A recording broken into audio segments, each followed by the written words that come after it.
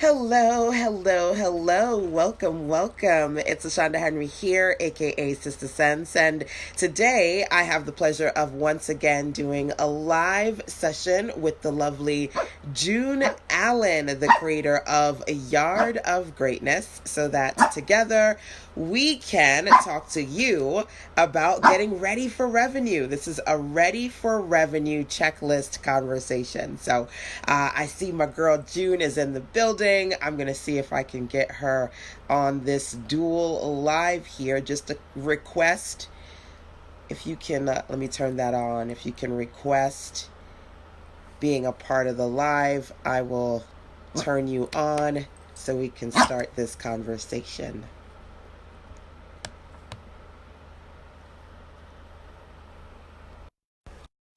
Amazing technology. Gotta love it. Facebook. Hello, hello. Yes, that's so much better. Oh, dear, oh We're dear. gonna The get it. We're trials gonna and figure it out. tribulations of an entrepreneurship. All Oh righty, my dear. dear. I'm gonna just let you take the lead here. Ready for Oh, revenue. okay. Thank you. So, thank you so much, everyone, for joining me today. My name is June Allen from juneallen.net, and I teach Black women how to heal from the impact of racism with racial sobriety and personal empowerment. So, today we are continuing the conversation that I did with the lovely LaShanda, my awesome business coach, who I've been working with for 4 years or so. And today we're talking about ready for revenue. So yesterday's conversation, we spoke about more mindset stuff, didn't we? We talked about the challenges that Black women have in terms of self-confidence and collaborations and how to kind of, build community and stuff with other Black women and some of the struggles that we face and how difficult some of those conversations were. And I had some really good feedback actually from people Good. inboxed me, yeah, that was saying, wow, like you two were talking about some stuff and I really like resonated with it. So it's really great that we're having these conversations. So if you haven't watched yesterday's live stream, I really suggest that you go back and watch it because it was really, really insightful. So today we're talking about getting the coins ready, getting ready for revenue. Yay! Yeah, Get them coins. We want our Black people to get some coins. We want some coins. absolutely. So this live stream is also inspired by LaShanda Henry, my awesome business coach, who is having her annual Back to Business conference in October. I believe it's the 19th. Is it the 19th? I Yeah, think the that's the date. October 19th. Yep. Right. So October 19th is the Back to Business conference, which is an awesome, awesome virtual live experience where there's, I don't know how many speakers she's got this year, but there's loads of Black women entrepreneurs that are going to be talking about all things Black business, all things business, marketing, sales, you name it, all of the stuff that the back end stuff that, the customers don't always hear about. They're going to be sharing a lot of that stuff at the Back to Business conference. So it's inspired by that. So I really wanted to do this series of live streams with LaShanda because I hear so many of, especially people in the UK, people that that I hang around, people that got their own business, they're afraid of marketing, they're afraid of getting in front of the camera, they're afraid of live stream, and they're struggling with a lot of things. And I just thought, and people are always asking me, like, how do you do this? And who taught you how to do that? And what? And I'm just thinking, what? I want to get LaShanda on here to tell everybody that they need to come to Back to Business, number one. And number two, for me to just share, the awesome experience that I've had working with LaShanda and that there is support around this stuff and it doesn't have to be hard.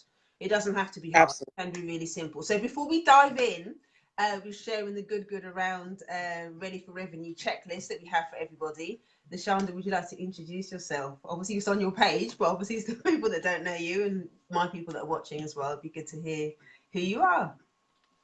Sure. So, of course, thank you once again, June, for saying I would love to do this in celebration of Marcus Garvey's birthday and Yeah. what he stood for and what he stands for as a legacy for us, Mm, being and creating spaces for us to really embrace who we are and to work together as Black people. So when she said, LaShanda, I'm doing this series, I just absolutely would want it to be a part of it. So I'm excited to be working with her. It's always a pleasure for me to not only to teach other entrepreneurial women, but have us collaborate together and work on multiple levels. I've been doing this for almost 2 decades now, online, figuring out how to make sense of making money online, transitioning from so many years ago when I was pregnant with my son, 6 months old. Well, no, when I was 6 months pregnant with him, we decided to transition. So I quit my job. I decided to move from New Wow. York to North Carolina. We moved when he was about 6 months old. So you give yourself take a 12-year span. And then transitioned to North Carolina, learning how to build websites for people, do Wow. graphics for people. And in the process, there are a few ladies that said, you know what, you ministering right now. I don't know if you know this, but you got a ministry right Yeah. here.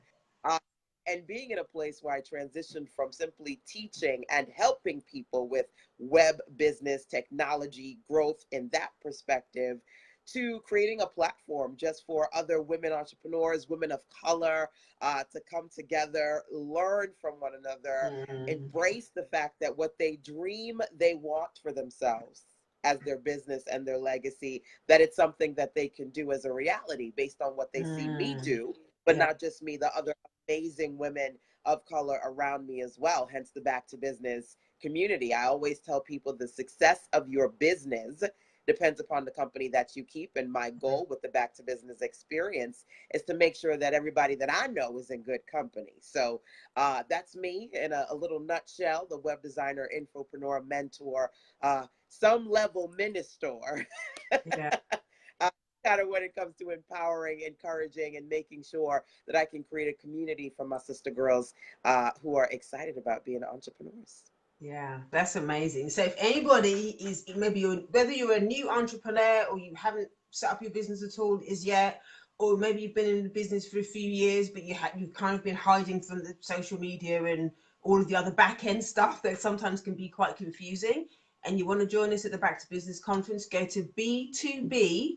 That's the number two. So it's B, the number two B dot juneallen.net. The link is in the description, and you can find out all the information about the Back to Business conference. You can find out about the speakers and all the rest of it. They can sign up there, can't they? They can put their email address in and get Yes. stuff. LaShanda, yeah.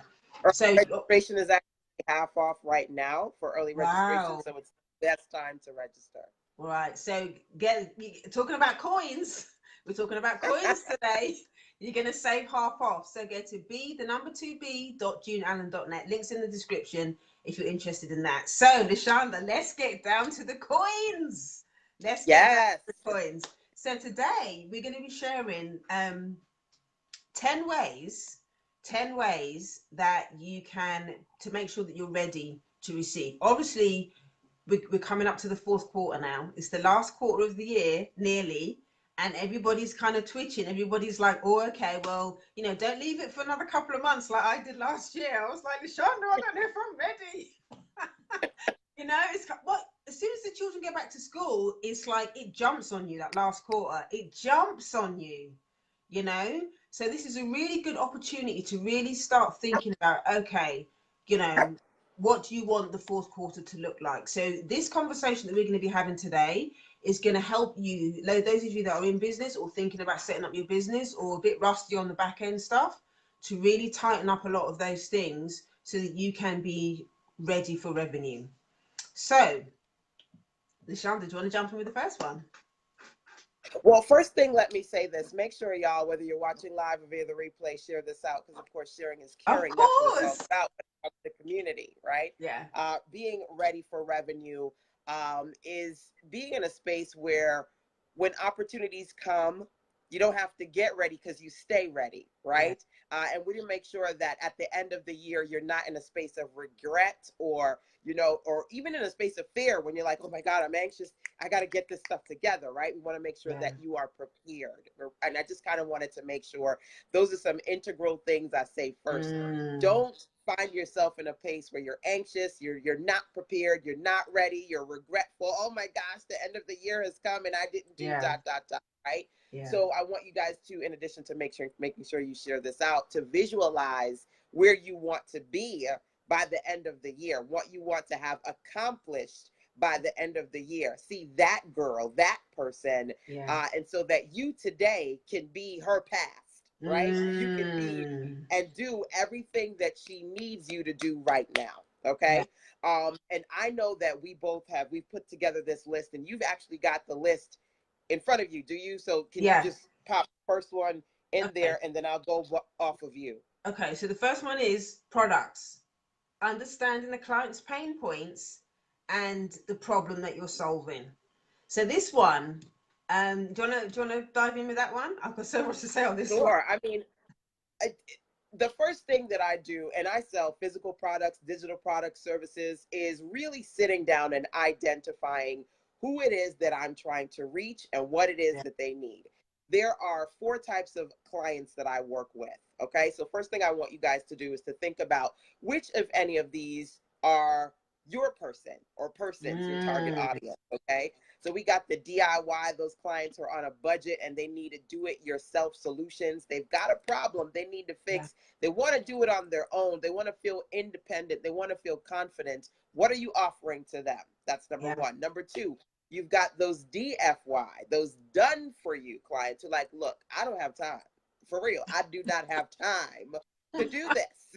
Mm. I need you to do it for me. What's their problem? What do you have that's going to support them? That's number two. Number three, Mm. these two right here, I call signature Sister Sense sayings, because these, I'm sure you've probably either heard DIY or DFY, but these are the two that I've particularly come up with as I've worked with clients over the years. Yeah. One of them is BLY. Those clients who come to me and say, Yeah. LaShanda, I want to be like you. I want That's to be me. like you when I grow That's up, me. right?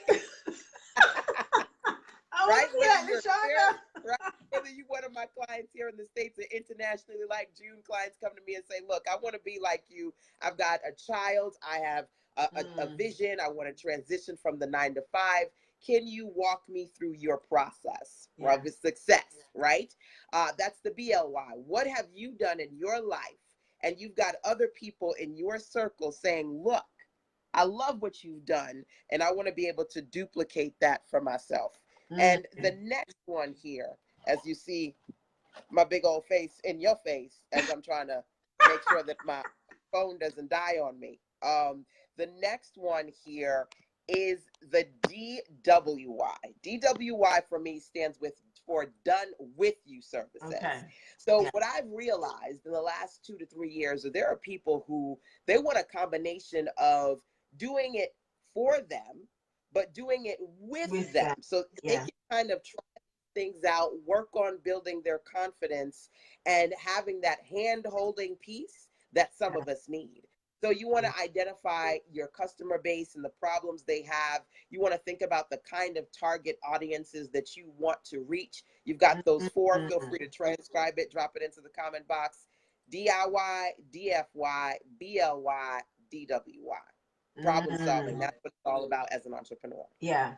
And just to add to what you were saying, it's all about not just thinking about, you've got this product and then just thinking, okay, well, how am I going to get people to buy this product? It's actually stepping out of the product itself and actually getting people to realize that you're taking it off the product itself and thinking more of what is the problem that I'm trying to solve with this client? What is it? What is it what's the pain point? What are they struggling with? And I see it so many times that people have a product and they're just going online and saying, buy my stuff, buy my stuff, buy my stuff, buy my stuff, buy my stuff, buy my stuff, and people ain't gonna they're not gonna buy it because Now, the onus is on that the sale, not on what the customer is actually, what the pain point is. Do you understand? absolutely, Yeah. absolutely. And there's something big about that, because I want to go back, because they always say the elephant never forgets, and the elephant it must be like my, what is it, your spirit animal? I don't know. Mm. But I'm always talking about elephants and elephantastic goals, and my mama gave me elephants, and so I just love them. But anyway, I say that to say this. I remember that when we spoke about you and your business and what you were trying to do at the very beginning, one of the first things I said, when it comes to your clients and customers and their problems, speaking their language. Yeah, I had As a to learn that. professional, remember that? As Yeah, a professional, right? You're certified, sanctified, glorified. You know everything that you need to know because you're an expert in what you do. The terms, the technical terms that you use mm, might not be the way your customers describe their yeah, problems. So what you've got to be able to do is you've got to be able to translate, right? I'm not going to come to you and talk about CSS and HTML and auto response. I'm not going to do that. I'm going yeah, to speak on your terms so that I can clearly articulate what you need yeah, based on what you believe you need, right? And you guys can think about that or even drop into the comment box times when you've struggled with communicating your products and your services because yeah, you're not speaking their language yeah. You're and in they your don't get head. that that is a fit for them Yeah, because they don't know what you're saying. It's like yeah, foreign in a whole other language. yeah. And I've learned, there's been a couple, we've had a few, strong conversations about that because when you're in it and you're doing it, you don't always notice it. And sometimes, I've needed you to come back to me and say, remember that conversation that we had about language? You remember that conversation? And I forget. And it's that thing about you have to meet your customers where you are. So in order to be ready for revenue, you've got to meet your customers where they are. You've got to meet them where they are in terms of their struggles, their pain points, what they need, and position yourself in a place where your product is the solution. What you have to sell to them is the solution to whatever they're struggling with. So that's number one, your product. Okay. Number two, you've kind of covered that a little bit actually. Number in the one is about, what skills do you need to support yourself in order to make the product happen. And you spoke about that before, about being honest with yourself and like, do you know what, I don't like social media. Do I need somebody to help me with that? I know that you've got several packages where you've actually created templates for clients that don't really want to go onto Canva and do all that. They ain't got the time, or they can't be bothered, or whatever it is. And so an example of how you've actually met your clients where you are in that sense is that you've created templates for them. So all I have to do is just write the list of the templates, put them in the put them in the template, download them and upload them to Instagram, whatever they're doing. So that is an example, and it's about being honest instead of hiding. Instead of business owners hiding from the things that they know they're not good at, find somebody who can do it. Find someone who's got the experience. Find somebody who's willing. And it's not always that expensive. People automatically go to this place of, oh, well, if I get someone else to do it, it's going to be really expensive, or whatever. There are so many different tools. And also, it's also asking yourself the question, how valuable is your time? How valuable Yes. is your time? Because Black people can be like, you know what, I'm a new entrepreneur. And sometimes a lot of us as Black people, because we're used to maybe not feeling abundant, because of who we are and our experience, that we sometimes think, well, it's gonna be easy if I just try and do it myself. If let me just try and ask Uncle Google, well, let me go and onto YouTube and try and do it myself. I mean, how much time have you really got? I mean, really, so it's so It's important to be able to just surrender that stuff and just say, do you know what? It's an opportunity for me to practice working with other Black people. If you're gonna do the group economics thing, it's an opportunity to practice those skills and start learning to trust other Black businesses that are doing similar things. That's going to save you time, so you focus on the things that you're good at, that other people can't do. Like doing these live streams, I can't pay no one else to come in and do these live streams because at the end of the day, clients want to see like you were saying yesterday, they want the face behind the brand. They want to see the face behind the brand, you know right. and then so it's about being honest about the things that are not as important. They need to be done, but they're not as important, and delegating those out to people, and paying for somebody else to do it so you can focus your time on the things that matter, i.e. doing these sort of collaborations, connecting with your audience directly on live stream or whatever it is, and to use the suggestions that you were saying about the done for you, the DIY, the done with you, be like you, all of those things. They're all ways of putting your hand up and saying, do you know what, I need some help with this. I need some help with this product. And these are what my clients' pain points are. I can, I'm good at A, B, and C, but I need somebody to help me with X, Y, and Z. So be honest about that and put your hand up. and use that as an opportunity to, to work with somebody else. And let me just say this one last thing about number two. If you have one bad experience with a black person, don't be like, oh, see, black people, you can't work with them. They're this and that. Okay, you have to get out of this mindset that just because you have one bad experience with a black business, that all the black businesses are going to be like that. Because what it is triggering something in you, okay, which is Resistance. real.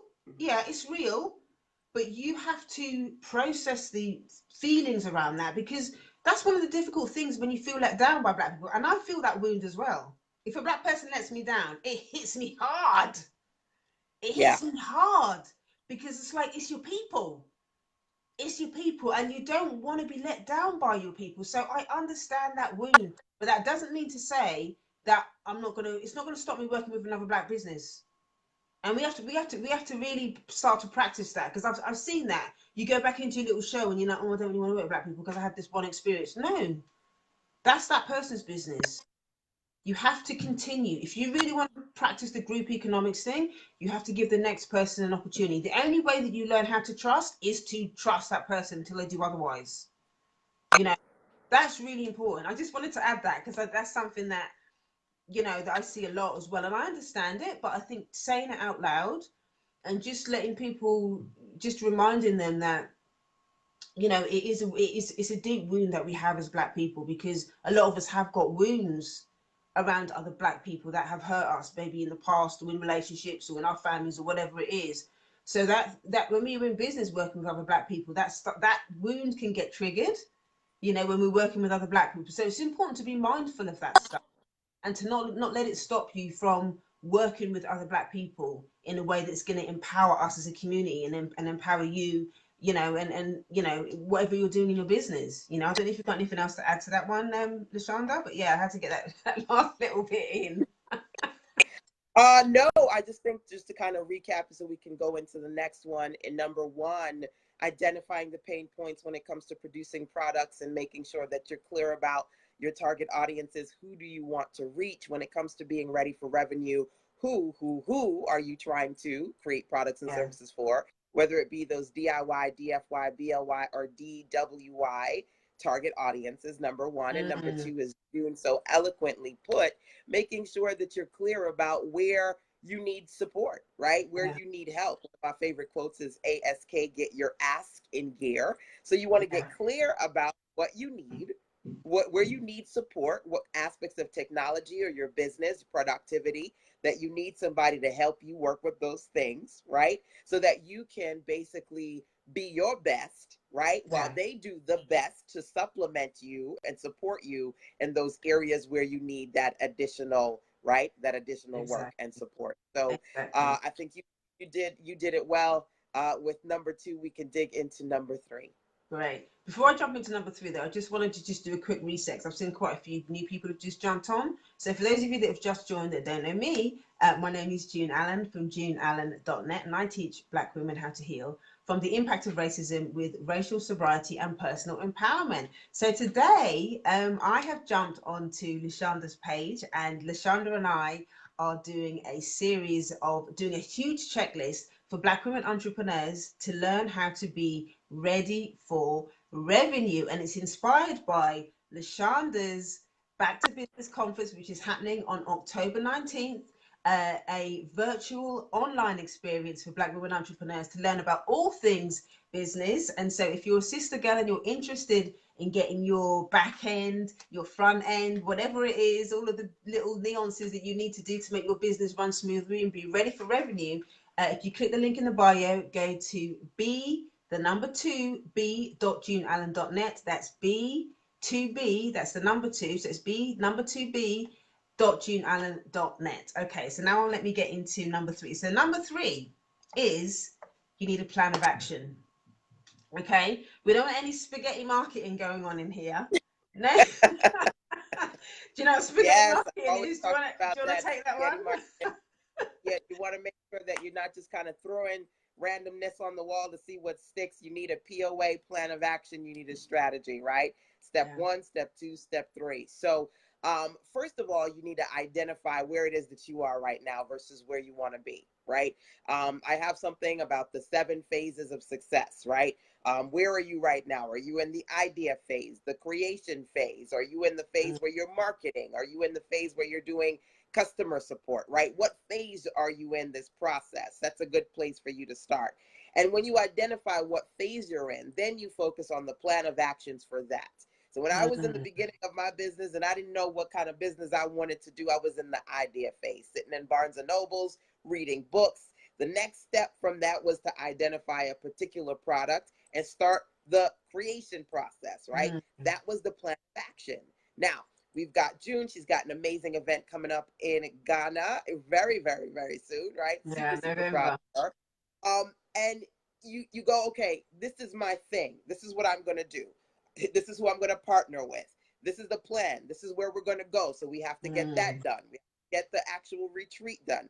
Then the thing that we need to do is we got to do marketing. We got to make sure that our existing clients know, our previous clients know. yeah. You have to create a step-by-step plan of action. Now, some of this is about internal judgment. Some of you guys struggle when it comes to decision making because you don't trust yourself enough.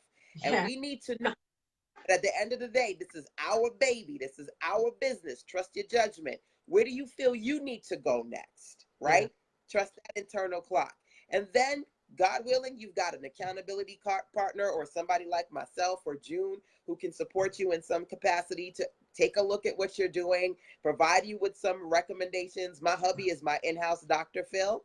I be checking in with him like, look, this thing about to drive me crazy now. And he will be, okay, let's talk. You know what I'm Yeah. saying? You need to have a team. You need to have some qualified people around you, a combination of people who are your business besties, or you've got a spouse or a partner that you really Yeah. genuinely trust, or somebody who's qualified, a coach or consultant like myself or June, or one of the other amazing ladies that I have in my circle who can support you to put together a plan of action. Some of you Mm, guys are running around like a chicken without a head because you don't know which way to go next. Once yeah. you identify what phase you are in the process, you want to move forward with that POA plan of action. Mm. There you go. The other thing that I wanted to say, and this is kind of something that I struggle with sometimes, is that Mm-hmm. sometimes I don't always know how long something is going to take. You know, I put the plan, you know, I can write down, I do my brain dump or whatever, and I go, okay, these are the things that I know need to get done. But sometimes I'll be like, maybe that will take me maybe a couple of days to do that. And it's not really a couple of days. Yeah. So it's Here's, like, here's how do you I'm do gonna say that? this. Let me say, and I love that point. Let me say this: as strong Black women who can put a whole lot on the back, right? Yeah. Listen, first of all, we have to not overextend ourselves. Amen. Who's Yeah. overextending right now? Raise your hand. If you think it's going to take you 3 days, please give yourself a month. Come on, keep it real. Triple it, Wow, quadruple it's it. true. Stop overextending Yeah, it's yourself because true. here's the reality of the situation. I work with a lot of women who want to heal themselves and heal others. We beat ourselves up in dark corners when we feel we failed because Yeah. we put ourselves in a task that was way above and beyond what we could Yeah. realistically do. You know, and Yeah. it's not just about the sister girls, it's about the women too. It's funny, I watched a cute little Facebook clip of this mom. She does a little bit of mom comedy, right? So she's sitting there. It's like a 2, 3 minute clip. And she's like, I did nothing today. I did absolutely nothing. I don't understand. I had the best of intentions. What happened? Now, as she's saying this, and we're watching this, right? There's like a list that is scrolling on the screen. Took the kids out, did the laundry, did the hubby, fire there, thing there. She did all these things, but she's in her brain. I did nothing. It didn't Didn't do work anything. out. I'm a failure. Wow. How can I wake up and it's just like it's funny, but it's also seriously real Very because interesting. we overextend ourselves and then we dismiss the things that we do, right? Yeah. Damn it, you did a book today. You Amen you to took that. the kids to school, you wrote a book, you did a live, and you're like, but I did nothing today, Yeah. right? Right? Yeah. So you got to be in a place where you do a combination of two things. Number one, be kind to you. Do what you need to do and then go to hell to sleep. Tomorrow's another day. That's as much as you can do, okay? Do what you can Yeah. and go to sleep. Yeah. And number two, make sure that when you are creating these calendars and schedules for your plan of action, you don't overextend and tell yourself, well, I'll get it done in like 2 minutes. And I have to get it done in 2 minutes because when I look at her, she knocking stuff out. You don't know how many people No, she got. And it's true. I'll say this before I move on, because we're talking about sister girls, right? Beyonce wasn't built in a day. And Mm. sometimes people say, Yeah. well, Beyonce got the same 24 hours that you do. No, she don't, boo, because she got her babysitter, she got her nutritionist, she got Yeah. her marketing True. people. She got about 3,000 people behind her. So her 24 hours is not your 24 No, hours. hers 24 hours is 72 hours because she's got other people doing stuff. She got all them other people Yeah, doing stuff for her. it's true. So keep it real. Be Yeah. conscious of what you can realistically do in a day, Yeah. number one. Number two, and I love you for saying that, June, be realistic about the time Yeah. that you have, right? Yeah. And here's the deal. I have something. Hold on. Let me go grab it, y'all. Give me 2 seconds, June. And feel free if you want to pop in some comments based on what I just said, let Mm. them know. Yeah, no, it's I think it's really, really important. And one of the things that I would say actually about the whole thing around time is to remember that to buffer in more stuff, like what you were saying. So if you think it's going to be, 2 days or whatever, then to just create more buffer time, and also to allow for things that might go wrong or whatever. I think it's really, really important to allow for that, because that's what happens in life. Maybe your child's hit a knee, or you know, maybe the pipe might burst, or you just don't know what's going to happen. So I think it is about planning to a certain extent, but also just putting in some kindness buffer time.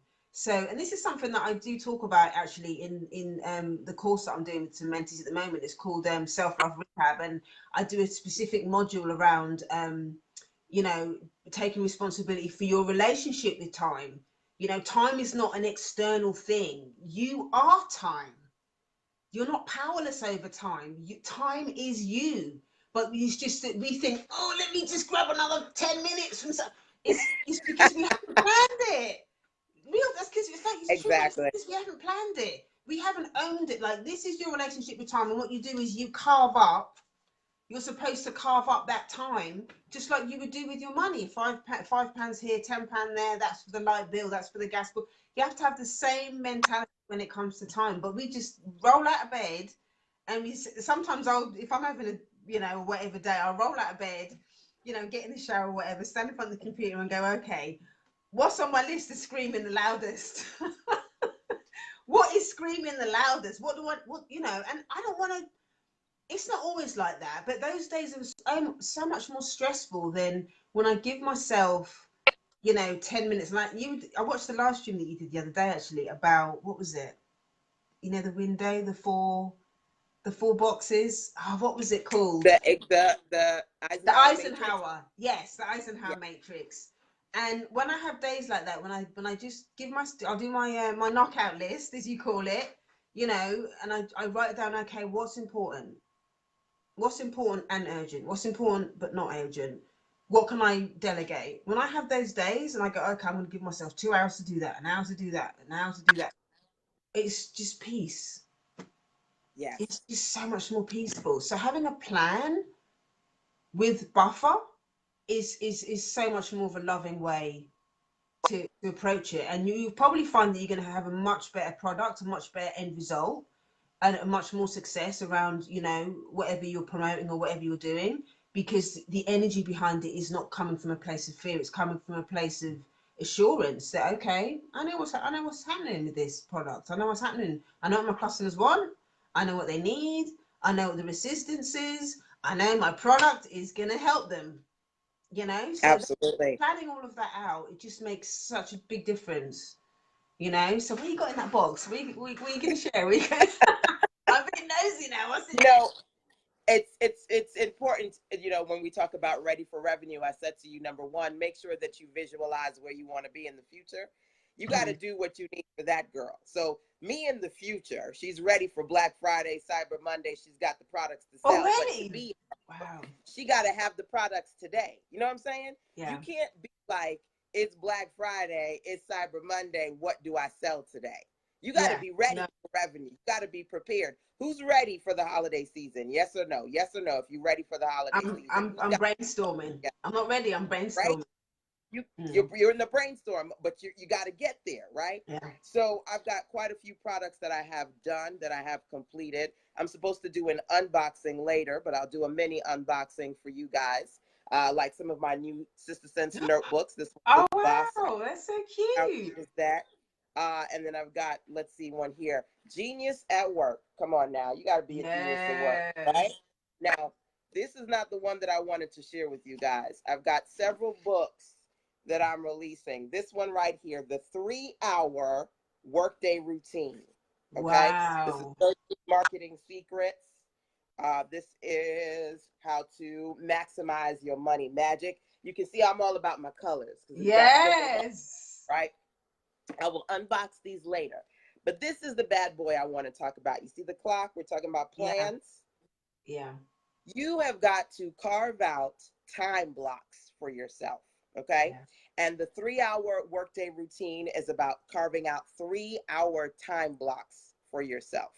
And I'm going to share 2 3-hour time block tips when it comes to planning that I shared with a client yesterday. Okay. Because she said, LaShanda, I love the simple schedule that you gave me, but I'm struggling. She said, I'm struggling, right? Yesterday, I had some time after work, and I said I was going to leave my office, go to my private practice, and get some stuff done. Yeah. All of a sudden, my manager came in. An hour later, we still talking. I ain't getting nothing done. Oh, no. And here's the first problem. You can't try to fit this stuff in when you got free time. No. A lot of y'all trying to fit it in. Oh, I got an extra hour here, or, oh, let me do it.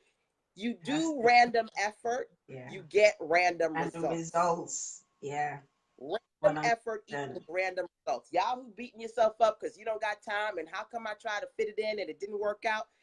Random effort equals random results. You want to work on 3-hour time blocks, you have to designate it. What time you wake up? What time you brush your teeth? What time do you eat your dinner? Those are set times for you, right? This has to be a set time too. You can't just try to fit it in when you get free time. That's number one. That's number one. I have a ton of strategies inside of the 3-hour workday routine. The print ones are coming because this is me getting them so I can review them. All the digital versions of these ebooks are a part of my Girl Boss Book Club, which is at sistersense.com/GBBC, which stands for Girl Boss Book Club. Literally, it's 20. Put that in the comments. Say that again, please. Somebody drop that in the comment. Okay, I'll do it. sistersense.com/GBBC. GBBC stands for Girl Boss Book Club. It's 20 for 20. You're going to get 20 digital downloads, okay? 10 of my new ebooks plus some Girl Boss guides with resources to help you on your money marketing and sales. This one is the 3-hour workday routine. All of these are in there. Now, I said I'm going to teach you guys 2 things, right? First thing, you need these 3-hour time blocks. Stop trying to fit this time in. You need to designate it. Yeah. Non-negotiable.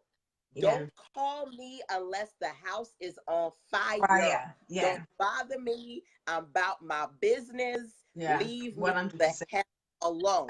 You see what I'm saying? 100%. And that's how, and people think because you work from home sometimes that they can just nip in or let me just see, let me just get on the phone. You just have to put it on I put one on airplane mode. Airplane mode. Block. Block. About 3 hours of time. That's number one. The other thing that I'm going to say to you guys again, and this is about you stopping, and this is not for everybody, but this is going to resonate for those sister girls, those strong Black women, where you overextend, and when you underperform, you beat yourself up. You beat yourself up.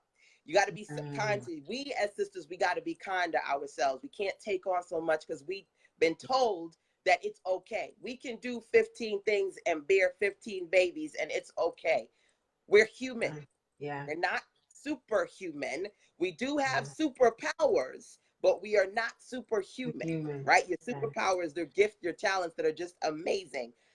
But when you set your 3-hour work periods, please, baby, please, baby, baby, baby, please, stop setting these times when you are exhausted, when your energy is Yeah. depleted. Oh my So you God. telling yourself, okay, after I done the kids and the house and the spouse and I cleaned and I cooked, I'm gonna do my 3 hours. No, No. you've given them the best, and then you leaving yourself with the rest. Last. You, Yeah. that's the time you need to go to sleep. Yeah. For If you are 100%. going to designate a 3-hour time block, baby, make sure you do that when you fresh and you focused. That is Mm. not a specific time of day. Your Sunday, your Tuesday, your Wednesday. I don't care Yeah. when it is, but make sure it's a clear day and your energy is high. You're Yeah. not depleted. Because you know what? You're going to say, oh, yeah, I'm driving in the car. I'm going to go home. I'm going to write that book. I'm going to start that course. And then by the time you get home, you cook, you watch some Netflix. All of a sudden, Netflix is watching you because you lying like this on the couch. Your glasses off to the side. You know, you ain't done nothing. No, Then you it's wake not up gonna and you happen. feel bad. You feel bad because you set yourself up for failure. Yeah. In order for you to do this stuff correctly, you have to what I call prioritize your priorities. Yeah. Yeah. Just as you That is do so everything for key. everybody else, you got Yeah. to prioritize what means the most to you. Yeah. There you go. I'm done. I'm done. No, oh my God, what you said there about the energy thing was just so key because I mean, and I've done that before as well. I'm like, oh, I'll do this and this and this, and then I'll do this thing, forgetting that actually I'm not in the right mindset. I'm not in the right mindset to do it because or the things that I've done, or it might be, that I've worked with a client or something, and me thinking that, I'm going to try and do some work after I've spoken to that client. No, it's not. It doesn't always work like that because, when you do certain things, it's going to take energy. It takes energy to do these things. And so it makes sense. It makes sense for me to be clear about what actually is what is the best part of the day for me. What is the best part of the day for me when I'm, like you said, when I'm feeling more fresh and all the rest of it? For me, it's in the morning when I've my daughter's gone to school or whatever and I come back. That is the best time for me to do the work that's actually requires more intensity. So that is doing all the courses and all of that kind of stuff, connecting with people online and checking emails and stuff. I can do that stuff even if I'm a little bit tired. I can do that stuff when I'm tired. I don't need to be fully functional to be able to do those things. I You know think just, what? yeah. I love that you just said that. So, ladies, let's do this. Let's do a little check-in challenge, okay? Check Mm, in with yourself right now when it comes to your plans and your activities, your projects. What's the best time for you? Whether mm, it be a certain time of day or it be a yeah, certain day where yeah, you can lock yourself in that little closet and you do what you need to do, yeah. right? What is the best time for Yeah. you? So drop that in the That's comments. Yeah. important. Yeah. I think Yeah. it's important because once you name that, then you're going to get the work that's more important that needs to get done that only you can do is going to get the best of you, the best time that you can do those things. And everything else has to be mapped around that, you know. Yeah, I remember I think it was Amy Porterfield that calls that time her tiger time Mm, because nobody yeah. else is she's if anybody tries to come in her tiger time, she's she's gonna get onto them. So Sonia's saying hers is mornings 8 till 12. Yeah, I 8 think I to remember 12. a podcast and them saying that for most people it is mornings. Mornings are a really good time And I'm because your sure you brain is got some night owls in the mix as well. I used to be a night owl. yeah, Whatever time it is, you got to identify that, right? yeah, And just as you have time to do certain things for your life and for your family, you got to make sure you got that time for yourself. But yeah. speaking of time, because we all have other things that we need to do, make sure we're able to rock out through this Yeah, list. we We're need to on what, crack number on because we're four, on number number three. five.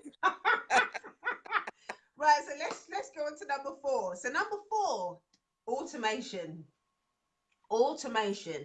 This is a huge one around being ready for revenue. And this was the one that I think I've learned so much from you, LaShanda, around automation because I know that you work, you don't have 25 VAs and you don't have a big team working for you. So this is something that I know you teach a lot in the mastermind around automation. And I think for a lot of us, especially when you're a new entrepreneur, and maybe you don't have the money or whatever to lash out on, to spend on VAs and whatever. I think doing automation is such an important one. So you've got to have your automation set up.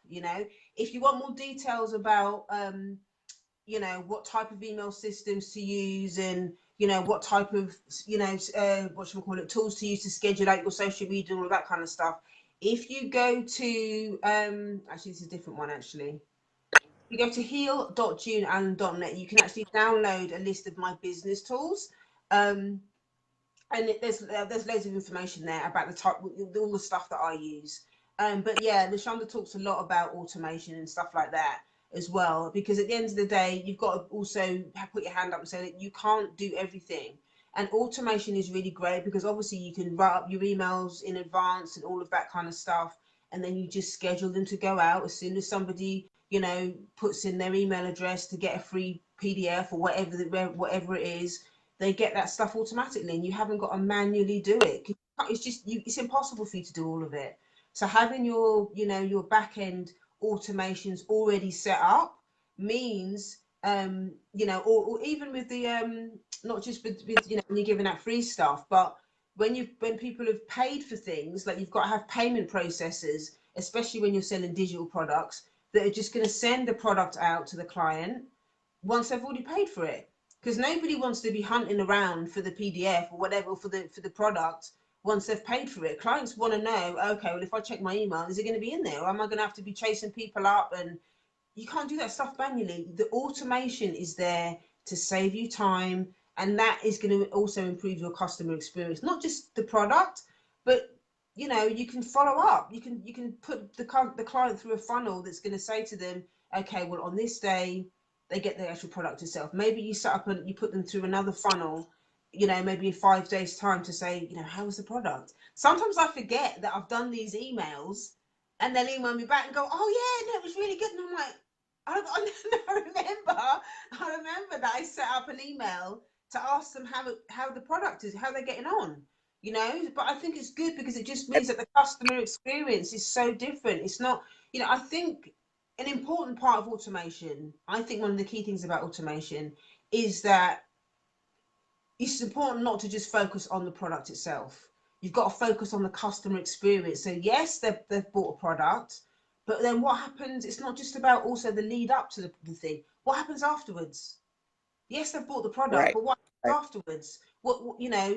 It's about relationship, I think is what I'm trying to say. Automation helps with And building a relationship.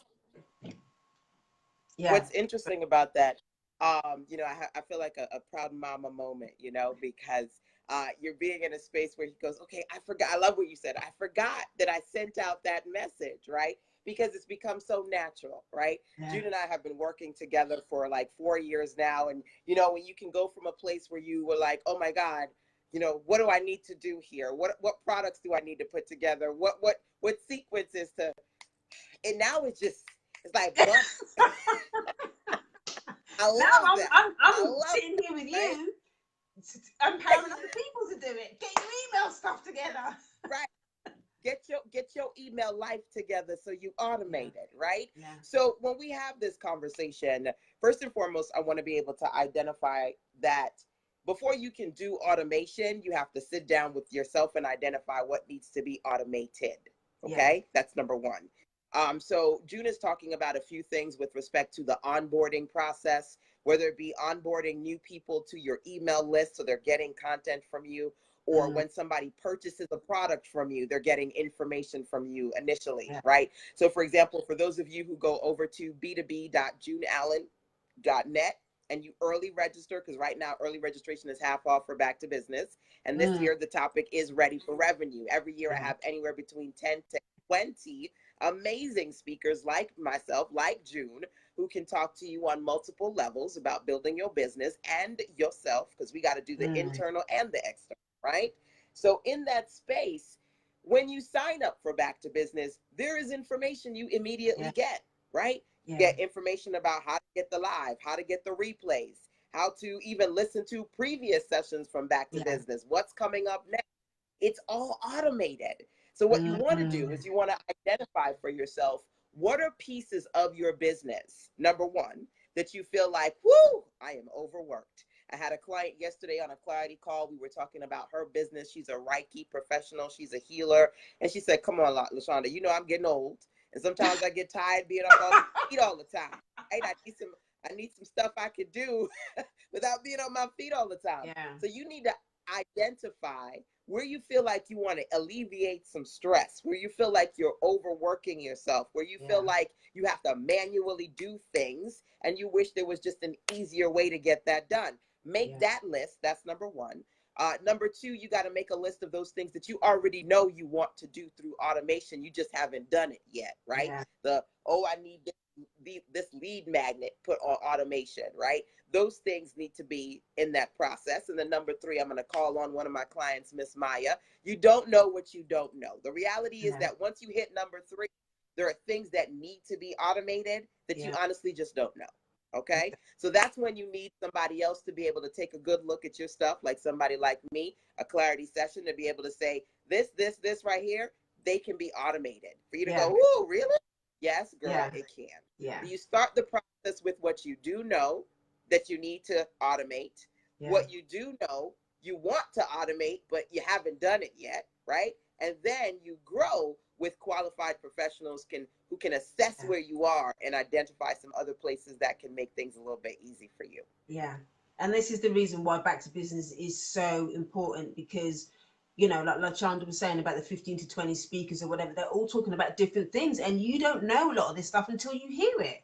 You don't know that Yeah. you need it. You don't know how important it is until you hear it. And you get to pick, watch the replays or whatever. You get to choose how, and how you're going to apply that to your business. So it's like getting into these spaces with other people that have been doing this stuff for, decades, and just drinking up all the experience. There's so much to learn, so much to learn. So if you're interested in joining us for Back to Business, go to b.juneallen.net. Okay, so that's number 4. That's automation. Number 5, this is a real bee in my bonnet, this one. Number 5, make it easy for your customers to find you, to buy from you. Okay, so you need a website. I don't know Yes. how many times I've said to people, they'll jump in my inbox and say, oh, can you do this and that? And I'm like, do you have a website? Just so I haven't got time to talk about it now. Let me see your website and I'll, have a look and whatever. No website, no. And I just think there's no excuse now. You can knock websites up really cheaply, and LaShanda is a web designer. Hello. You know, she's a web designer. Even was it the other week? I need to follow up with you on this actually. But there was something on my website that's been really annoying me for quite a while, and I just like, LaShanda, please can you take that off? Okay, good. That's it. End the That's conversation. the luxury of being one of my private clients, when you can say, "Can you just do it for me?" And I'm like, "Yeah, sure, I'll do it. Right, I get it done." So That's yeah, it. I actually was talking to a client who said right now, and you guys, real talk, who right now, the only access you have to technology is your phone. One of my clients actually just bought a house. Oh Thank wow. God. I'm so excited about that for her. What a beautiful blessing. But of course, in the process of getting in the house, you got to wait for the electricity. You got to wait Yeah, the for Wi-Fi. the cable guy. And the worst part is when you're waiting for the Wi-Fi, right? You're like, oh, who's just operating from their phone right now, whether it be you on a tight Yeah. budget, you don't have a computer or whatever, right? Here's something to consider. One of my ladies said to me last week, girl, I built my website from my phone. Come on now. There is no reason for you Amen. to not be able to Amen. have a website. Yeah. You need people to be able to go somewhere and see all the good that you got. Yeah. Okay? That's number one. Number two, for those of you who are struggling with that, let me give you 2 recommendations. Okay? Number one, the library is our friend. Yeah. So find a local library so that you can go there. Number two, there are places that offer free Wi-Fi. You've got your Barnes and Nobles, your Panera, your what have you, right? You could pop on over to there. Yeah. Mind you, when you're doing like coffee shop Wi-Fi, it tends to be a little bit slower than Yeah. traditional what you would get at home, but it's still better than nothing, right? Number three, one of the things that I love to take with me mobily is a hotspot. So some of us have Mm. hotspots on our phones, right? So I used to have my internet connect, not my internet, yeah, my data plan on my cell phone included a hotspot, right? And then I went up and I got unlimited, so I no longer have hotspot on my data plan. But because I have Okay. AT&T, they have these little square gadgets you can purchase, and it's a hotspot, and you pay for that on a monthly basis. So I have Wow. one of those. Fortunately, I can't grab it and show it to you, but it's a little square device. So either you can get a hotspot, or you can have hotspot unlimited data on your phone, or Mm. just find some local coffee shops or a library. Do what you need to do to be able to access the internet, get on a Yeah. computer, and make some things happen. Because if you could do it Yeah. on your phone, great, that's an option. But if you're struggling with internet access right now, those are some places you can go Yeah. to. Yeah. It's just it's I cannot stress how important enough as it is. And whether you want to hear this or not, at the end of the day, your Instagram account, your Facebook account, your LinkedIn account, or whatever it is, you don't own those. You don't own those, and your customers need a virtual living room, a virtual space where they can go and find out all about you. It's important to have that space, even if it is just a landing page with a couple of photos on and a couple of links or whatever. But you need something online that you own so that customers can go there and find out about you. And the other thing that I would say is, even if you do have a website, stop making it so difficult for customers to give you money. Okay, stop making it so difficult for customers to give you money. I'll share a really quick example with you. I had a lady who she had an event, and she set up a Facebook event page to go with it, but obviously there was a link in there to go and buy the product. So I went on the page and I was like, oh, this looks interesting. So I went on the page, went on the website. I couldn't find the product. So I just thought, do you know what? I didn't have a lot of time anyway, and I never ended up buying the product because she didn't actually put the link directly to the product. You can find, with most payment processes, you can find the link to the actual product itself. If somebody wants something from you, don't just give them your website address. Give them the actual link to the product. Don't make it hard for people to give you money. If they go on the website and have to go through, click 5 or 6 times and click that page, and they're not going to bother. They're not going to bother, because at the end of the day, you're the business person, and again, that just adds to the experience. That just adds to the experience, especially if you've got a lot of products. Especially if you've got a lot of products. One of the things that LaShanda taught me, actually, which is really, really great, is that just like how the link in the description for the Back to Business is b2b.juneallen.net, LaShanda taught me about subdomains. And what subdomains are is, you've got your main website address, which is juneallen.net. If you've got a specific product or item or something that you're doing that you want a customer to go directly to that thing, you can set up a little subdomain. Yeah, so all I did was put the B2B bit at the front, and then I just redirect whatever the link is to that particular product. In this case, it's to LaShanda's Back to Business, and link the two together, so it becomes easy for customers to give you money or to find the information. Customers don't want to be inconvenienced with having to click 20 times on your website. At the end of the day, they're the customer, and you have to make that experience really easy for them. So if you have got a website and you're selling a specific product, you have to basically make sure that when you give them the link, don't give them your website address, give them the link to the actual product. Does that make sense? Yeah, I hope that Yes. makes sense. But it's so key, because I know people that have lost sales because I've gone on their website and just thought, I ain't got time for this, and I'll come off it. Black people as well. Black people, come on, black people. I love it. I love Make it. So it let's easy. Yeah, continue make it this. easy for people to give you money. let's continue this conversation. This is about Black Girl Magic right here.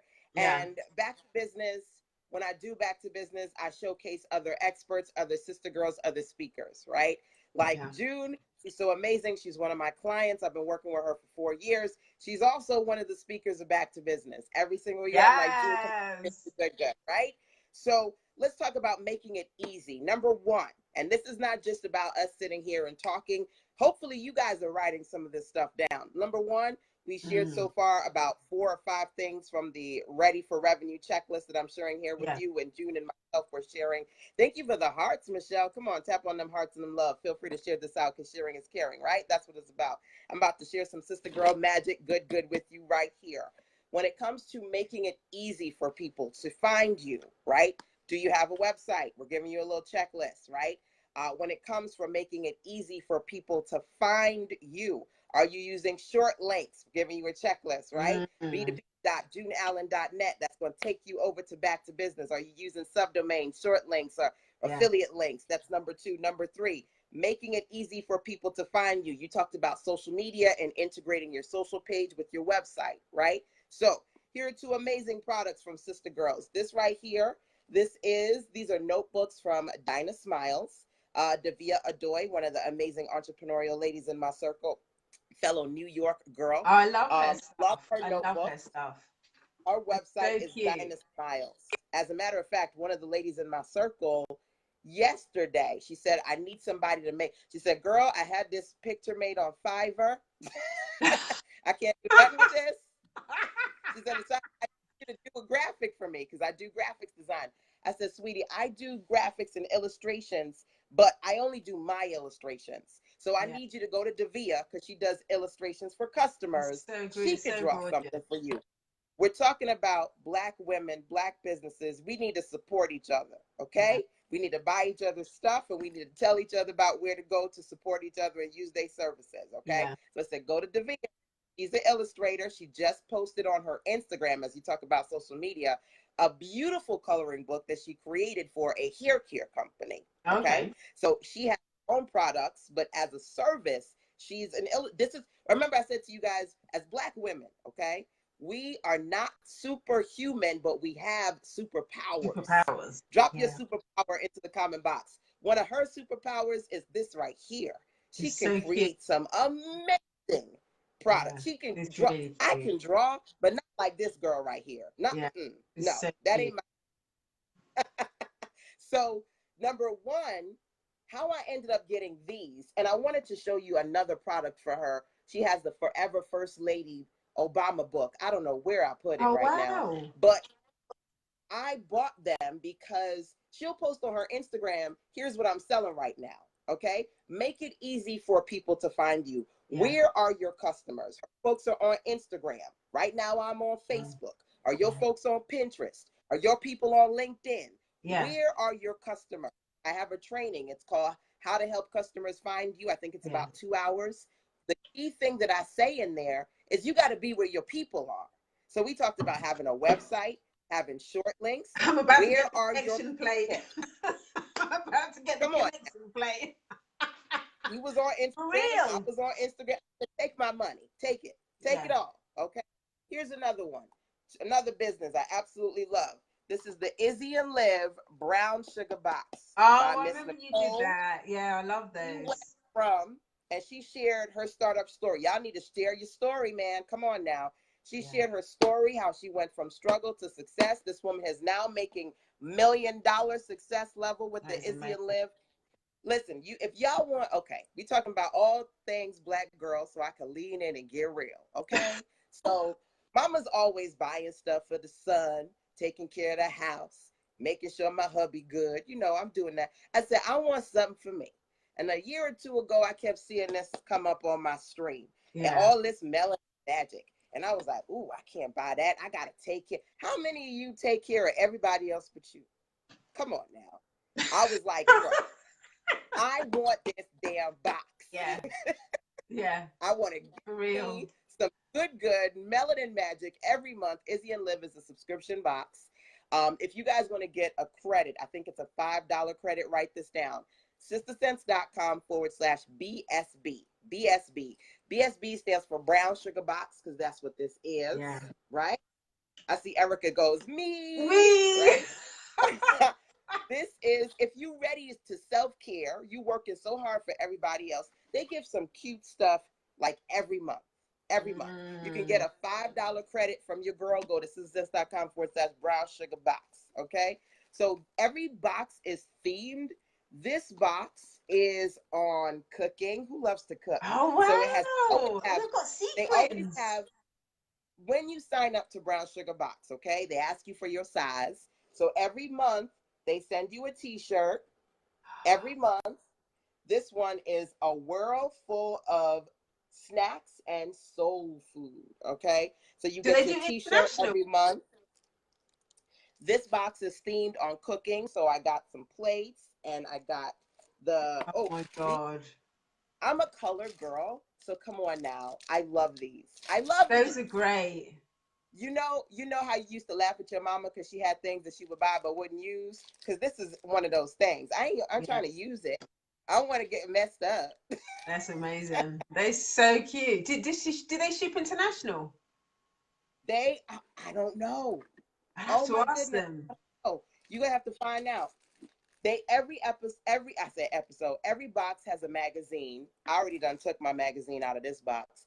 And this one comes with a cookbook as well. Oh Okay. wow. Now, this past week, once you go, let me tell you something.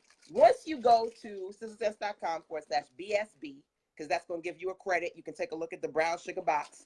Once you go to Izzy and Liv, all of a sudden, maybe if you ain't, let me know, y'all, if you know about Izzy and Liv, right? I've That's heard of first and them. foremost. If you Yeah. don't know, now you know. Once you go, you're going to start to get some information because when you go on Yeah. Facebook and Instagram, their ads, y'all know about retargeting ads, Facebook pixels, they're going to start to target. This past weekend, they did 5 for $30. 5 good from their store for $30. I spent about $100 in that damn store, okay? Because I was like, I want this. I want this. Yeah. Do you know how I knew about the 5 for 30? They sent me a text message. They Right. sent me an email. They had Instagram ads. They had Right. Facebook ads.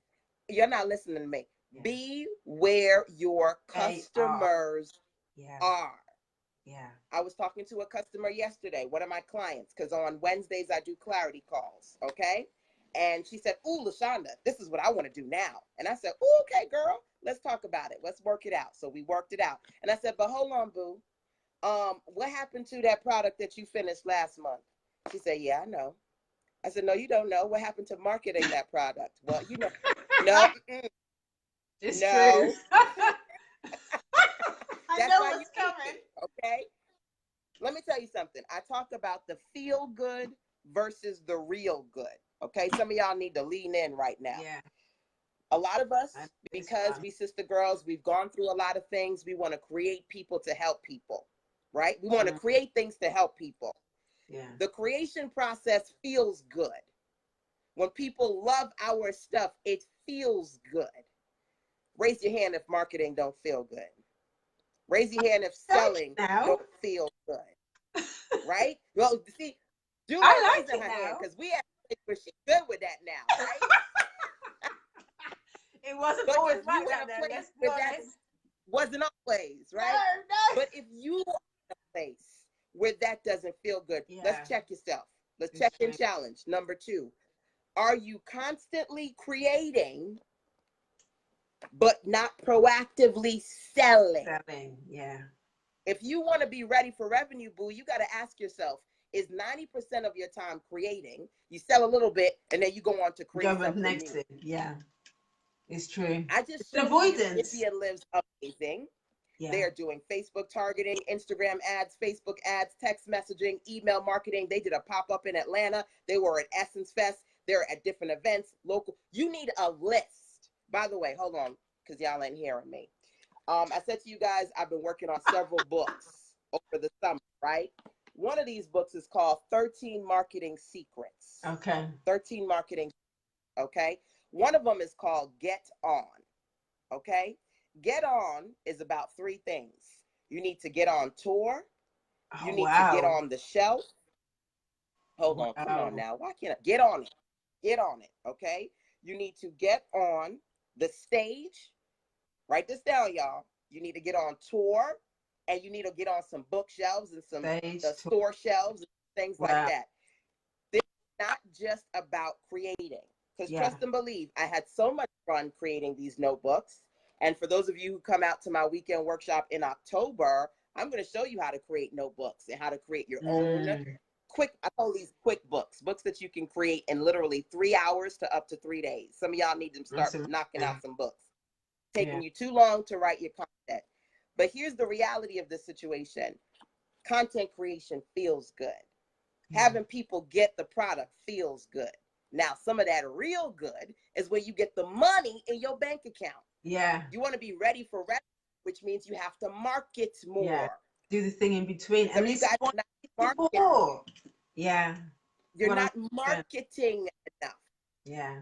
Because some of us are so much in a place where our business is our therapist and our business is making us feel good that we stop when we have to do the real good. Yeah. The things that require you to step out your comfort zone, to market, to put yourself out there, to sell. You may do a little bit of it, but you don't do a lot.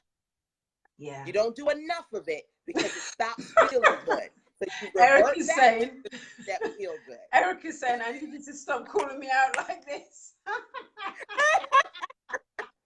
ain't trying to call you out, Erica. It's so but it's true though. It is so true. And I know that not just Erica, but there's going to be a lot of people that identify with that.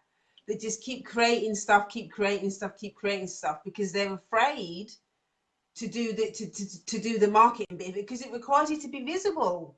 It requires you to show up. It requires you to talk to people. It's quite vulnerable. When you first start doing the marketing and everything, it's quite vulnerable. And there's that fear of, oh, will people like it? Am I going to get on people's nerves if I keep talking about it? If I keep sending out emails, they unsubscribe. Yeah, all of that stuff. And it triggers a lot of fear and it triggers a lot of insecurities in people.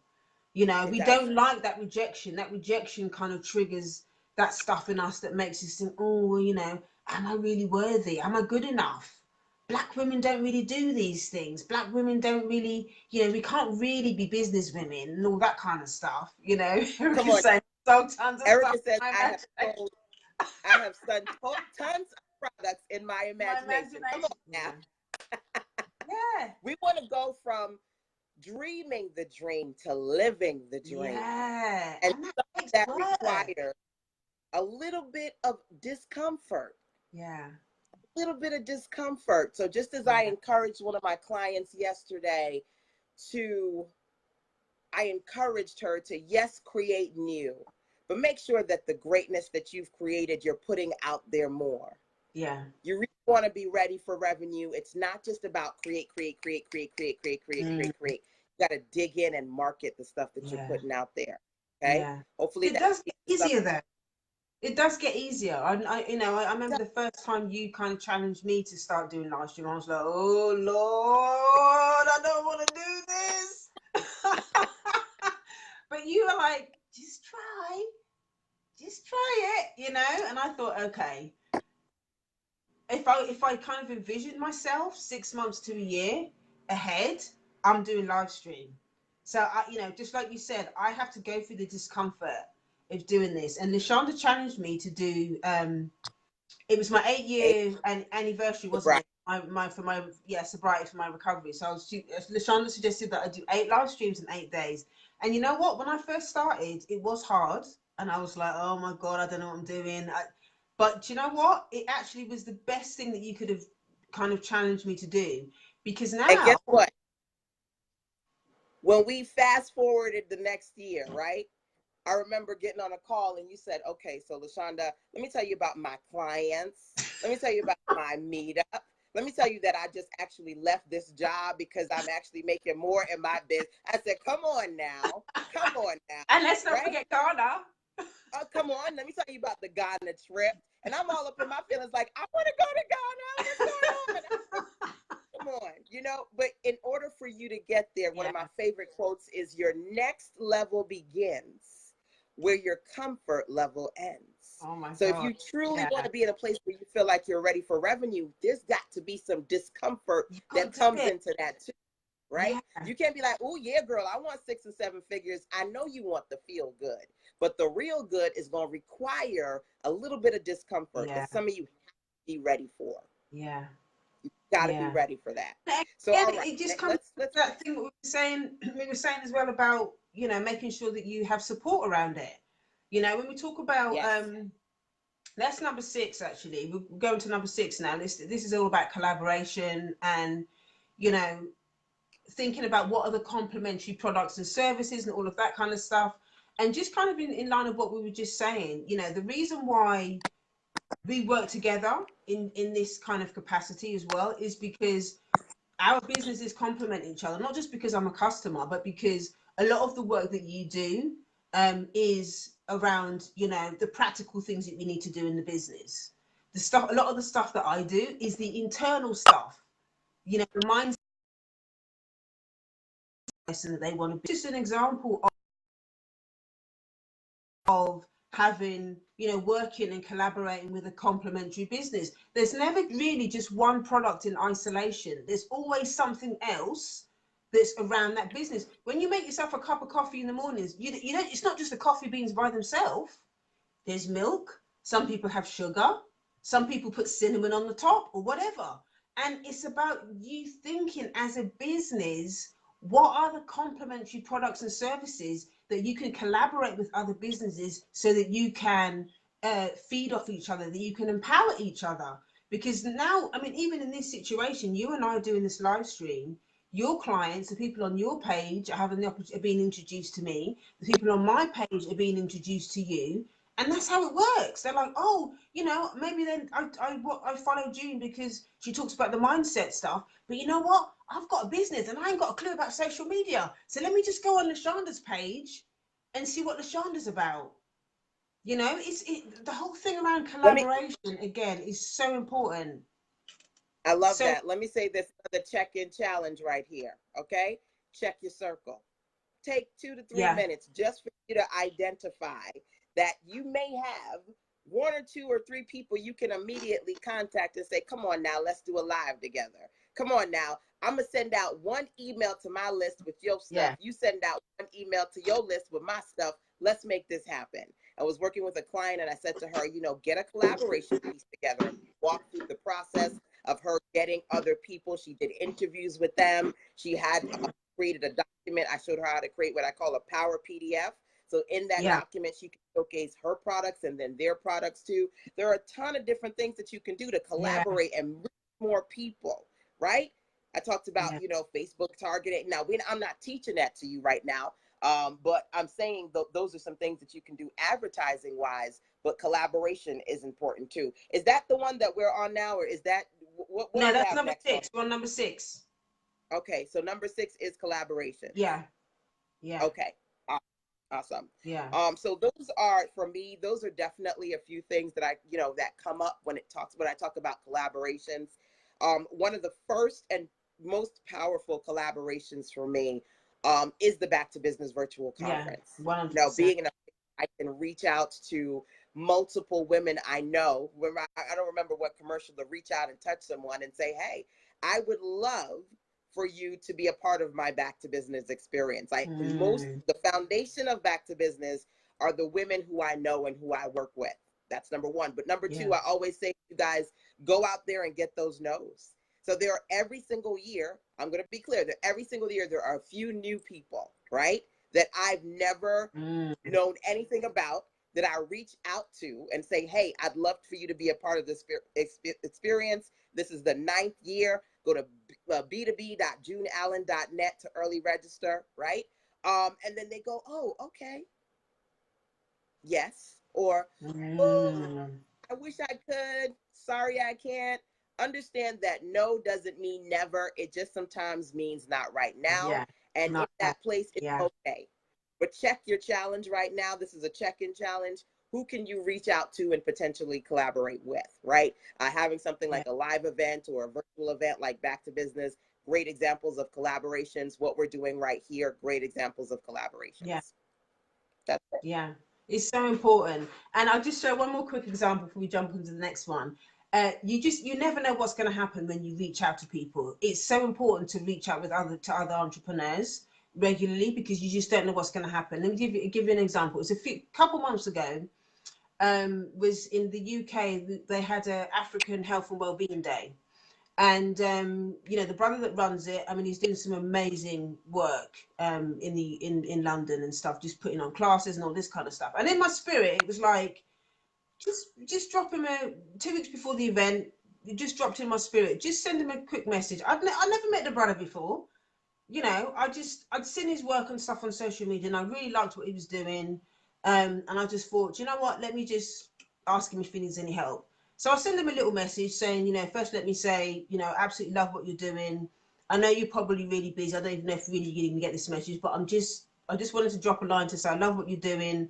If you need any support with anything, just let me know. So there's me thinking he's probably going to ask me to hand out some flyers or something. So the brother says, oh, let's do a live stream.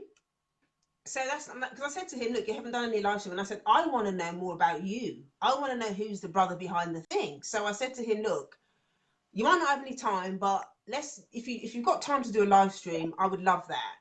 So we ended up not just doing the live stream like this, we ended up doing a live stream in person.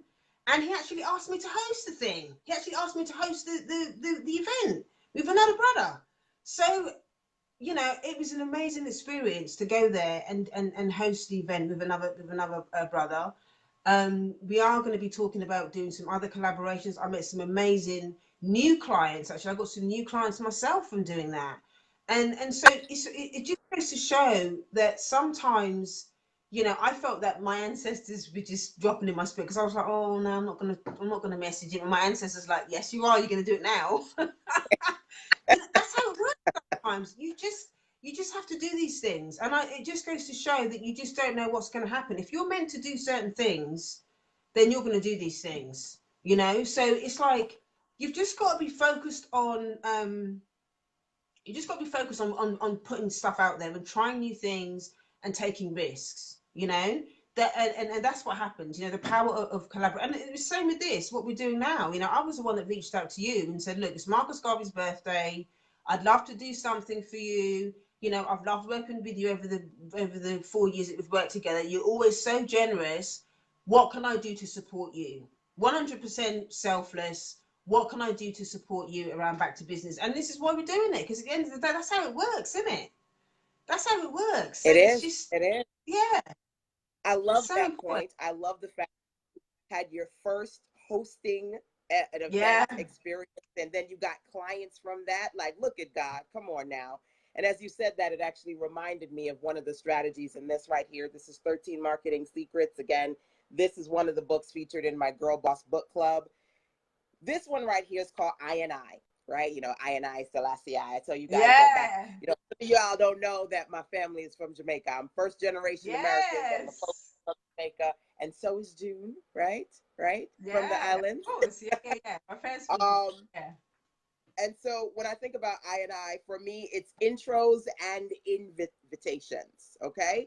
This is I when you love that. collectively introduce yourself to people and you invite people to opportunities to work with you. Yeah, Okay. So another check-in challenge, what I want you to do, and it's this page right here. I don't know if you can see it, but you can possibly screenshot it if you want to read it. Like I said, this is one of several ebooks in the Girl Boss Book Club.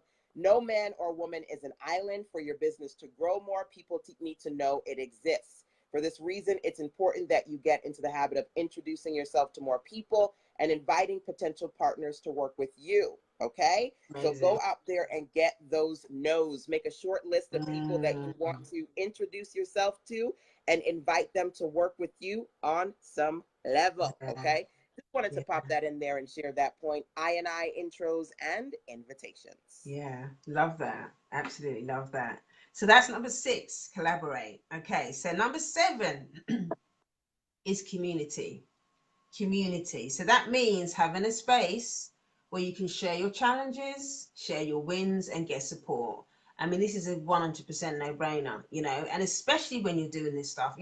One of the things that I hear so much from other Black entrepreneurs is this thing around, oh, I'm too scared to do live stream. I'm scared to get on in the camera and all the rest of it. And it's just like, I used to be really scared of doing it, but because I had the support, because I worked with you and you challenged me to do it, I was probably more afraid of telling you that I haven't done it than actually doing it.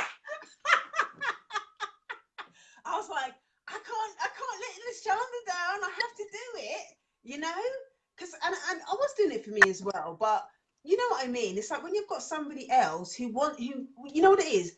It's having somebody else who wants the best for you and your business, and knowing that even though it's going to be uncomfortable, that somebody else is cheering you on to stand in your greatness. That's what it is. There's nothing nicer than that. To have somebody else that's like, go on, I know it's uncomfortable, but you can do this, and having somebody else cheering you on like that, it kind of takes away the discomfort, so having the community part of it is so important. Having a mentor, having a mastermind group, all of those things are going to challenge you to do the great things that you just never thought that you were going to do. I'm kind of living, even though I'm not a millionaire or anything, and I've still got a long way to go in terms of business, but I do really feel like I've stepped into the woman that I've always wanted to be, because I've been And about support, about the support network. what's beautiful about that is there are two sides of this community coin right here. There is communities that you find, and there's communities that you create, right? So I've Yeah. got communities that I've created. I've got the Back to Business community. I've got the Fire Starter Circle. These are communities that I've created. And then there's communities that I've gone out and find, like, for example, the Blogalicious community for women of color bloggers, the North Carolina Networking Local Group of ladies that I worked with for several years here right in Greenville, North Carolina. There's communities that you create, and there are communities that you find, in a space where I think about June, and she said, okay, LaShanda, I want a group, creating her own Facebook group, and then going and saying, you know what, I love these books, I want to have a book club, and then creating her book club community. And you know what, I want to help women heal, so then creating a mastermind community. And you know what, I want to go on a retreat, so creating a retreat. You create communities, right? But one of the things I will always tell to clients is you got to phase in your greatness. Phase it in. Identify either communities that you feel like realistically, based on where you are, you can create right now.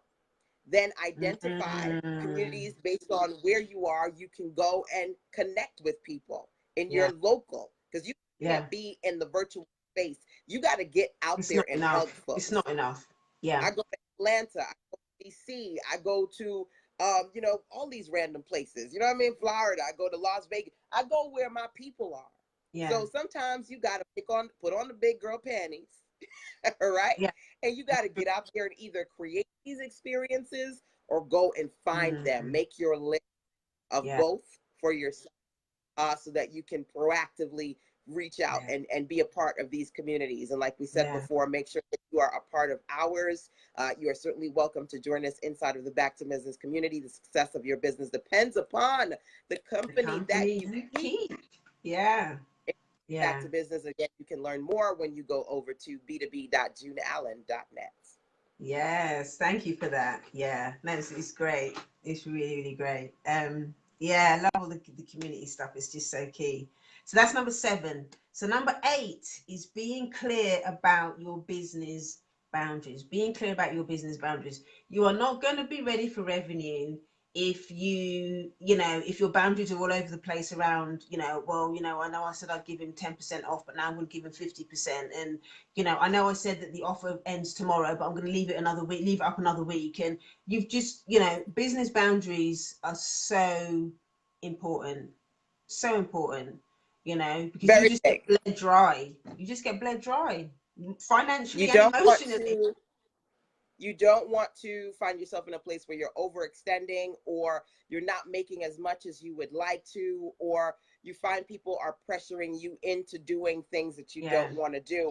A few years ago, I had an event, a Power Circle conference here in North Carolina, and my topic, I talked about when your passion becomes a pain.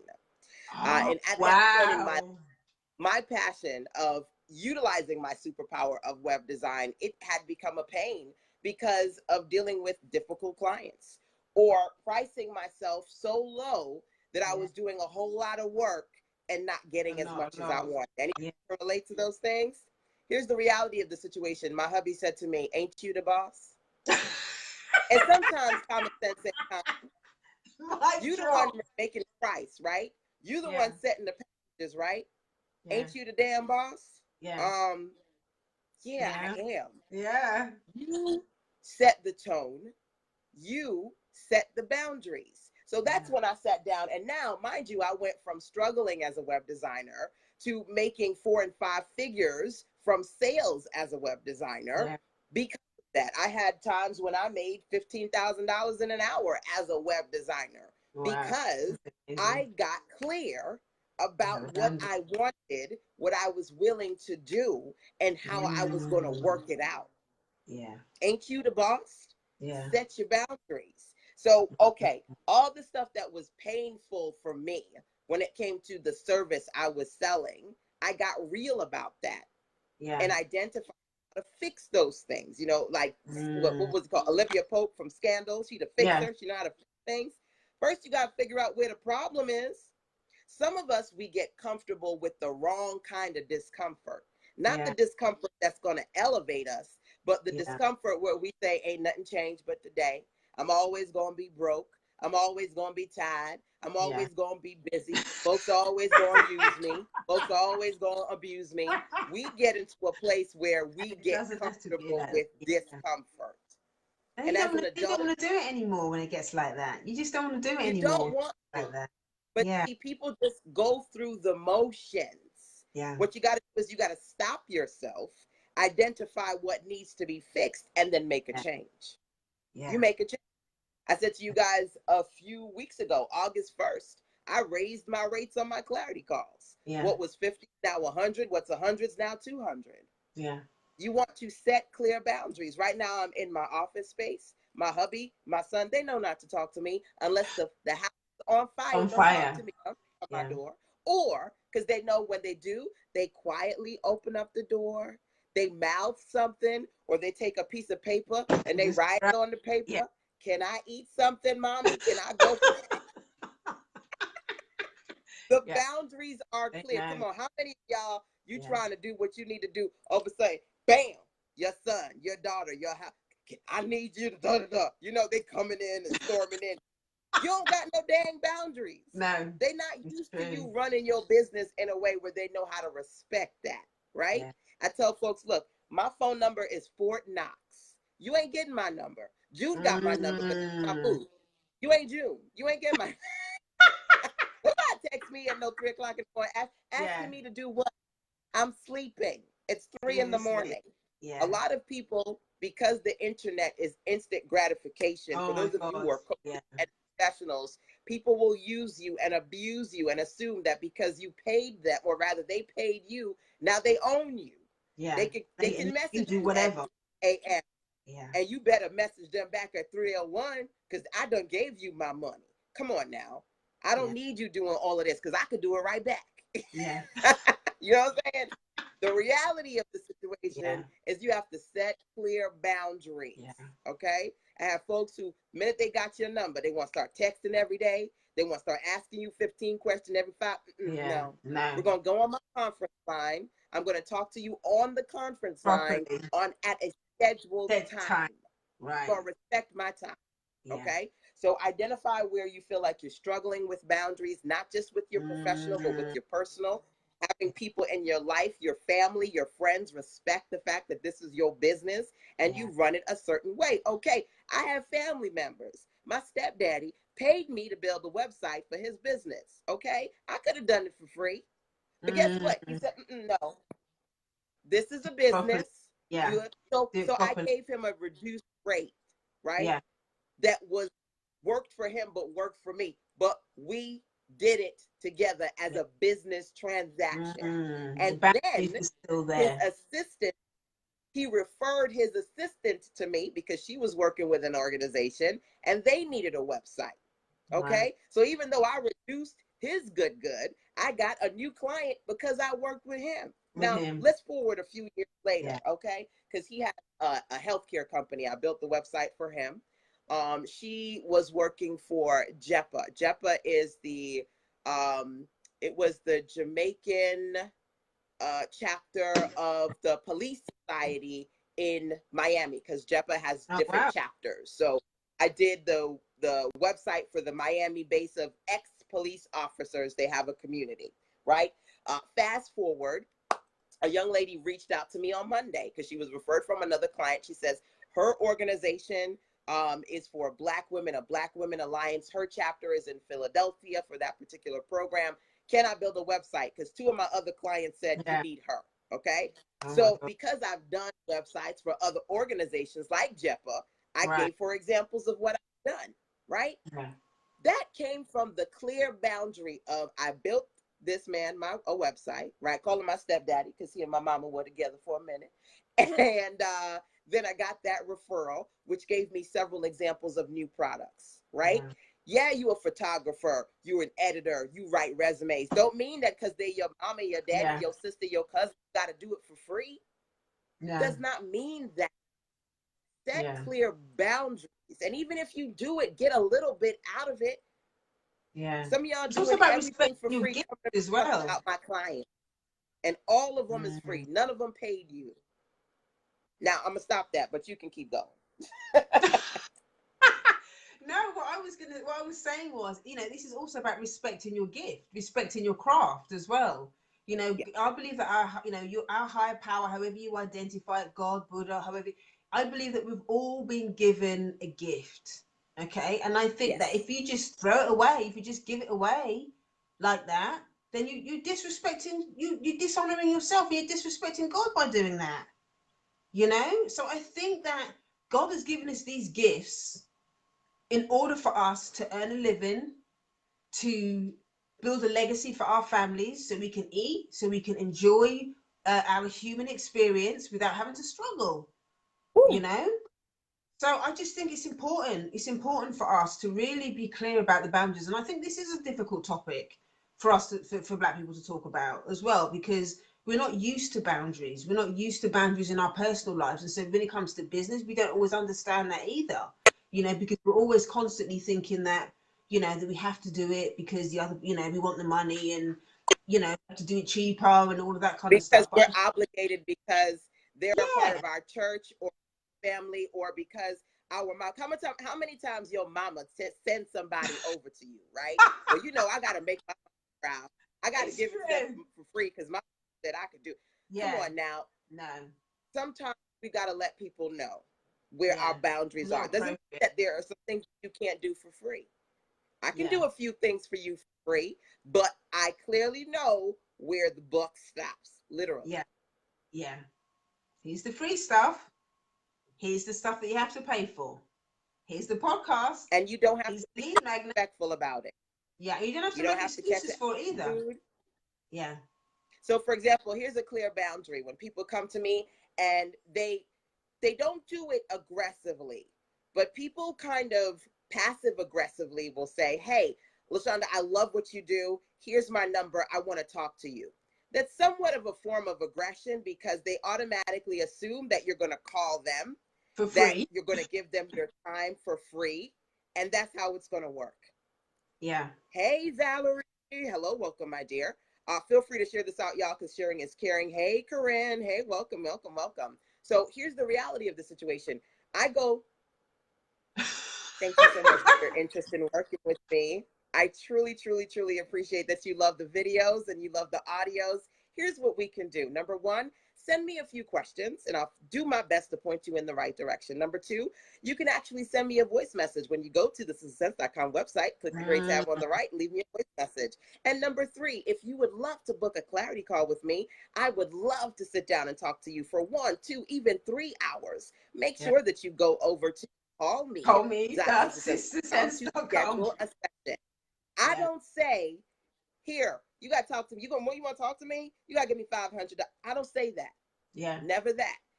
yeah, If you want to talk to me, there are levels to this process. You can yeah. send me a 90-second voice message, and on my time, Mm, when I'm free, I can send you you a respond. 90-second voice message right Yeah, back. I don't have to be mean and disrespectful. I can talk to you, But there are levels to this Mm, bad boy. yeah, Number one. Number two, you can let me know what your questions are. Because guess what? I love that. yeah, As an entrepreneur, you want people asking you of questions. You want course. them to tell Yeah, you what you want. Because if you truly say you're ready for revenue, you're ready for the sale. So when they yeah, say, actually, exactly. LaShanda, actually some help on marketing. Oh, okay. Here's a web page I got. Videos absolutely free on Mm, marketing. Or the course I've done on marketing. yeah, $10. Go get the course. I yeah, can, based on what they need, direct them, directly. whether it Yeah, be via the email or the voice message, right? I never say to talk to me, you got to get on the, if you want to, you yeah, can go over to of course, yeah, callme.sistersense.com. You can literally talk to me for $30 or $300 or yeah, $3,000. yeah, It's up to whatever budget you got. It's yeah. up to you. When it comes to boundaries, people will first throw the ball in your court. Then you Mm, feel like you're on a wall. Then you yeah, have to deliver. You got to give it to them for free yeah, or for definitely. 90% off, or you got Yeah. to talk. You feel like they pinning you in the wall. My trick, I throw that ball right back in their court. If you really want to talk to me for $3, you pay me my $3. Okay? If you Mm, really want help, then you take the time to write me an email. You ask me questions, and I will provide you with the yeah, response. Throw the ball back in back their in court. there. Stop taking the ball and taking it on as your responsibility to Mm, deliver, because who said that you have to, right? yeah, That, as my hubby reminded me, and y'all remember that sitcom, Who's the Boss? Who is the boss in this situation? yeah, You are the, who's the mm, boss? There yeah. you go. I'm done. Yeah. And actually you set the tone for the relationship there then as well. Like you're not just she knows that she just can't just say to you, oh, can you call me? Because it doesn't work like that. She understands what those boundaries are. So whether she wants it or not, it doesn't mean it's gonna happen. So yeah, those boundaries are that was a great example by the way. So thanks for sharing that. Yeah, so important. So yeah, biz boundaries. Be clear about your business boundaries, people. Okay, so number 9, we've got 2 left. Do you know we've been on for nearly 2 hours? Dude, what time is it there, June? Because I It's got you on this doggone line for 2 hours. What time? You got things to do? You got places to be? it is 3:53. Okay, okay, 3:53. So it'll be 2 hours in maybe 10 minutes. It'll be 2 hours. okay. We got to We've respect only got June's two time, left y'all. though. She got business and things to do. Come on now. We've only got All two right, left. so So the let's get to last the one, last number one. 9. So number 9 is self-awareness. Okay. In order to be ready for revenue, you have got to be honest with yourself about the fear, about maybe how you sabotage yourself. You've just got to be honest about where you are. And the more aware you are, the more you can talk about what's going on, the easier it is for you to be able to work through it, especially if you have a community, if you have a mentor, if you have somebody that you can talk to about this stuff. For me, the self-awareness around being visible and stuff like that was a lot around I was scared. I was very scared. And I also had a lot of shame. I was like, oh, are they going to say things about me? And also being a black woman, I was like, am I going to get loads of trolls? That's another whole conversation right there. People are going to be mean to me online. And I think a lot of, because for black women, especially the stuff that I talk about, that was a huge fear that I had, that people were going to troll me for being a black woman and for talking about racism and all of that kind of stuff. I was really scared. So it's about having the awareness to understand, what are the challenges around being in business, around, targeting my audience, and the challenges that come with the topics that I talk about, and understanding that there are maybe some white people that maybe I got triggered by what I talk about, and they may come in my inbox and try and abuse me and whatever. There may be some black people that don't know what I'm talking about and abuse me. But you know what? It is what it is, but it's about being honest about those conversations, about that fear, and then having strategies in place and having a community where I can talk about this stuff. I'm quite vocal about having a therapist, and going to all my therapy sessions and going to my recovery meetings, and I use those spaces to talk this stuff out, because as long as I'm feeling confident and firm and quite self-assured in the stuff that I'm talking about, those whatever those people say, I understand that what they say to me is nothing to do with me. What they think about me is none of my business. My responsibility is to share my gift is to share my experience, is to serve my community and do what I need to do in order to empower people to heal themselves. That's what my gift is. And that's what I'm here to do, you know? So, but it's the self awareness, it's understanding how I'm feeling and not trying to stuff it down, because the more I try and stuff down my feelings about what comes up when I'm doing this stuff in my business, the more it's going to bleed out into different areas. And that's when I'm going to start shying away from doing live stream. And that's when I'm going to be scared to, you know, put out emails or whatever, because I'm scared about what people are going to say and all this kind of stuff. But because I'm aware, I'm self-aware of how I feel, and I can name it for what it is. I can name it. I can name the fear. I can talk to the fear. I have a relationship with the fear, but I can still take the action. I can still take the action. The fear is not going to keep. It's not going to silence me. The fear is not going to silence, Absolutely. because I have a purpose, and I know what the mission is. I know what the mission is. Now, the first thing that I'm going to say about fear is my favorite fear acronyms, FEAR. There are two ways you can look at fear, right? You can forget everything and run, And run. Yeah. FEAR, or you can face everything and rise, Right. Yeah. FEAR. Comes to self-awareness, when it comes to fear, you can once again, FEAR, forget everything and run, Run. or you Yeah. can face everything Face. and rise. Rise. So for Yeah. those of you who say I struggle because I'm procrastinating, because I'm busy, sometimes those are just excuses, and there's something deeper that It's you're not fear. aware of. Yeah. That's something that's key, right? Sometimes we hold ourselves back and we say that it's because of this person or this thing or that thing, but there's something deeper. I was Deeper. at a Yeah. networking event past Sunday. A young man said, you know what? I've been wanting to go back and get my master's. And I kept telling myself I Mm. have the money. But when I really thought about it, it was because I didn't think I was going to get in. Oh And my you know, God. Wow, he that's said, I powerful. applied and I got in. So back Wow. now he's doing masters in adult education. First, he was, oh, I don't got the money to go back. I don't got the time to go. All these other things. But when Yeah. he really got clear, because he was self-aware, he didn't think he had what it took to Yeah. get approved and get in. He got in. He's getting his degree. That's What's amazing.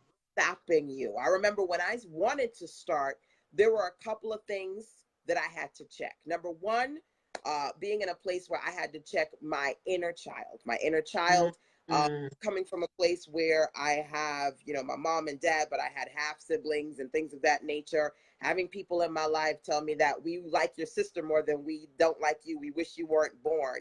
You were the Oh fat one. To no. have people in my life tell me because I was Wow. quiet. Oh, you know, is your daughter retarded? Is she special? Is she hyper depressed? Mm. Why doesn't she talk a lot? What's wrong with you?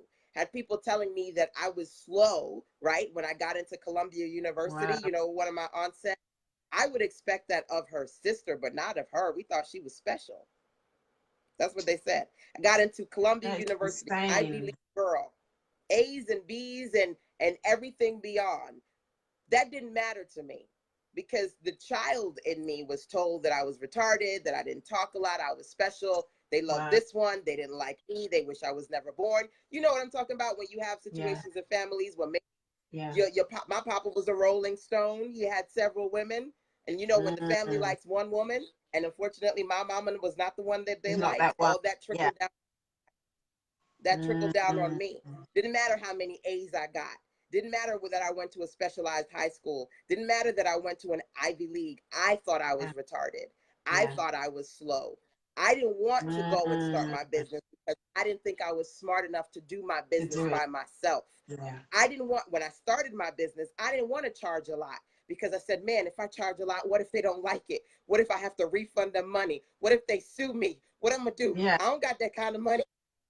Yeah. You have to be self-aware of your inner child, of the Mm. parts of Amen. you That. that, as my client Lynette Crosby, she's a light worker. She says you cannot heal people from a broken place. You got to get clear about what's broken in you.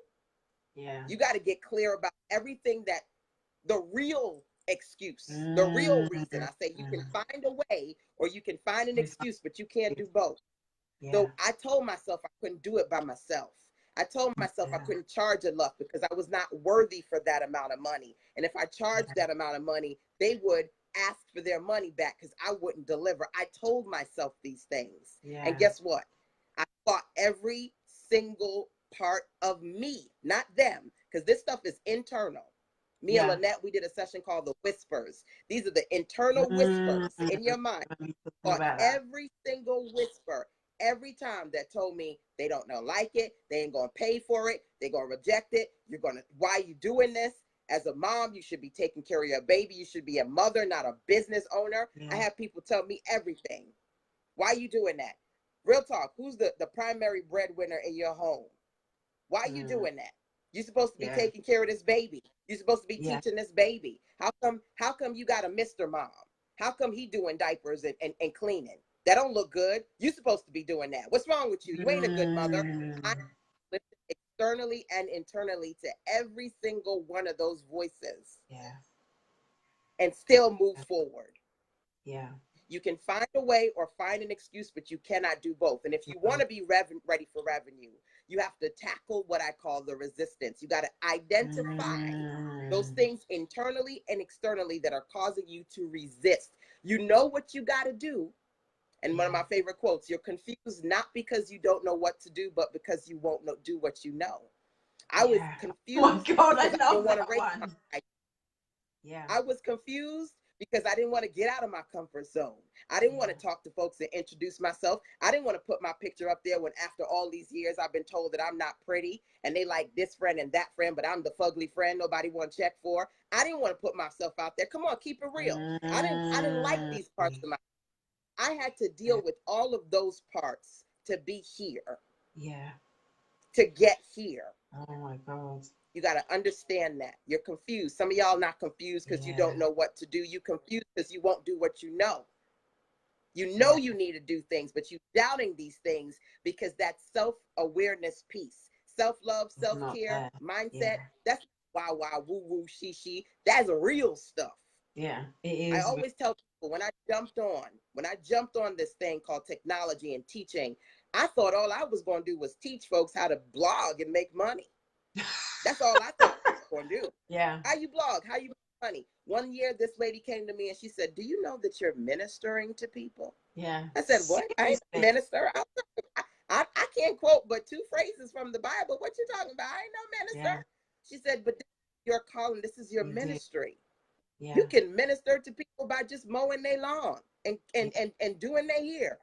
You got to understand that you are Mm, ministering." yeah. And in that space, I had then Lynette come and she said, "Did you know that you are empath? Did you know that you are a light worker? Did you know that you helping folks heal?" No.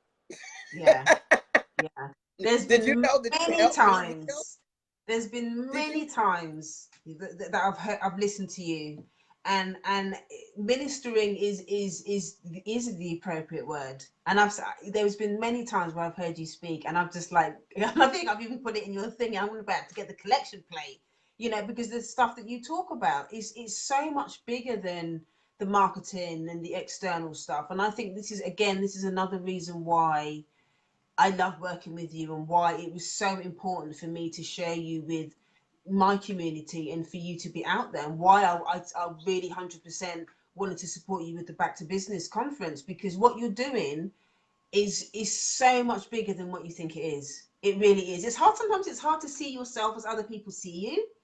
It's hard Right. to see yourself as other people see you. And I've been on the, I think it was last year, the Back to Business conference, when people were crying, people were sharing story, and it's just like, for anybody that's watching that has not been, please go to B2B, okay, B the number 2 b.juneallen.net to get the information about the conference in October. It is an amazing space. LaShanda, it is ministry. It is ministry. It's so much bigger than just a conference for business. It's so much bigger than that. And I think that, you really have created something that is really, really special. And I think that just having a conversation, talking about number 9, about the whole self-awareness thing, it's not just about the stuff that makes us afraid, but it's also receiving and owning your gift, and, Yeah. and owning the fact that, yes, you are ministering to people. You're not just a web designer. sharing, practical tips and how to make money. You're so much bigger than that. You're so much bigger than that. And I think that is an important part of the self-awareness as well, is really being clear and owning your greatness for what it is, because that's who you are. That really is who you are and what your business is about. And I think that is such an important part of the self-awareness, because when you can stand in that, that's when you're really, that's why people come to you. That's why people are so, that's why I'm so loyal. Why people are so loyal to you. Yeah. Why people are loyal to you, because it's so much bigger than that. And I think that it's easy for people to come out how many people are out there selling marketing and selling stuff? There's a lot of people out there doing it. But there's not that many people out there doing it with heart, doing it with the heart that you have. And that's what makes a difference. That's what makes a difference, It does. And so that, yeah, so the self-awareness conversation and the empowerment Woo! conversation, yeah, I'm getting emotional as well now, but all of that stuff is an important part of it. It's It an is. important part of the business. So you've got to understand, yes, when you're sabotaging it, yes, when you're procrastinating, all of that kind of stuff. You've got to understand the negative stuff, but it's also about being able to really stand in your power and go, oh my God, I can do this. These are my strengths. Sonia's like, These are my speak it, June, strengths. speak it. Yes, these are my You strengths, and know, I'm gonna find a tribe, and I'm gonna find some folks and this is what this is about. yes, your vibe attracts your tribe. That's a Yeah, big thing. I love that message. Your vibe attracts your tribe. As we talk about self-awareness and understanding that sometimes we're not where we need to be because we hold ourselves back. The procrastination is not because you're busy and you got a lot of plate on your plate. I have something called 28 days to stop procrastinating. It's the 28 yeah, days stop procrastinating challenge over at sistersense.com/SPC, which stands for Stop Procrastinating Challenge. And in that, I said, I'm going to teach you how to stop procrastinating so it becomes habitual. mm-hmm. But in order for us to do that, we got to identify there are three parts to this. You have Yeah, to do the heart work, you have to do the head work, and you have to do the hard work too. There are three parts of this: yeah, the heart, the head, and the hard. yeah, You can't just simply sit there and power through, because some of you yeah, doing work and you're not understanding that there's some heart work and head work that's missing, yeah, affecting your ability to do the hard work. yeah. So it's One, so important to be self-aware. It's so important to understand, identify your fears, identify those things that might be holding you back, whether internal or external, so that you can yeah, have the support. One of the things that you said that kind of got me teary-eyed is, I need you to hear this, that what you're doing is so much bigger than technology and business. I need you to hear this. And I'm going to tell you that there have been people in my life that have said positive things to me. But unfortunately, because of the amount of people who've said negative things, yeah, sometimes yeah, you don't hear the positive. yeah, It's like yeah. they said it, but it's so soft because the negative is so So, loud. yeah, yeah. And I and see. and being in a space where, if I could encourage you, as I had to encourage myself, to really and truly hear when somebody gives you a compliment, and when they tell you you doing something and you amazing, don't dismiss it. Yeah. Don't get Don't let it go over your don't head. get uncomfortable with compliments. Take the Mm, compliment. yeah, Live in your power. yeah, Raise the volume on the positive, because that's yeah, going to help you decrease the volume on the negative, whether it be yeah, those trolls or those bad-minded people who speak ill will of you. Or even yeah, what I had to learn is some people who, they can't see better for themselves. So how could they know how to see better for you? yeah, When exactly. you go into unqualified people, one of my favorite statements is, never let somebody who has never gone to where you wish to go have the Mm, power to discourage you. Think yeah, about how many people you know who you love and respect, and you want them to encourage you, but they discourage you because, yeah, number one, they unqualified. yeah, They can't support you to get to where you want to mm, go. They mm, ain't been there yet. yeah. Number two, Just they can't do it. unqualified because they Yeah, have limiting beliefs about their abilities and what they can do and where they can go. They putting them things on you. Number yeah, three, because they don't want you to get somewhere better than where they are, because they don't want you to leave them behind, right? Exactly. These are all things Exactly. that you got to keep in mind when it comes to who you are telling, Yeah. who you are talking, Yeah. who you are sharing your visions with, Yeah. right? One of my favorite So, messages, some folks out there who think that 3 to 5 years is too long to make a lot of money in business, but living and working 40 years for somebody else is seriously. okay. Come on now, think about that. How Yeah. many folks in your circle, you told them you've been at this thing for 3 years or 4 years? Girl, you need to go find a damn job. What's wrong Yeah. with you? It Yeah. ain't working for minutes. Something wrong. Yeah. Ain't nothing wrong with you. Yeah. It takes 10 years to be an overnight success at Yeah. best. And for those Exactly. people who telling you, girl, you need to find a job, is because they don't know nothing but that job. And Yeah. that job can only take you but so far.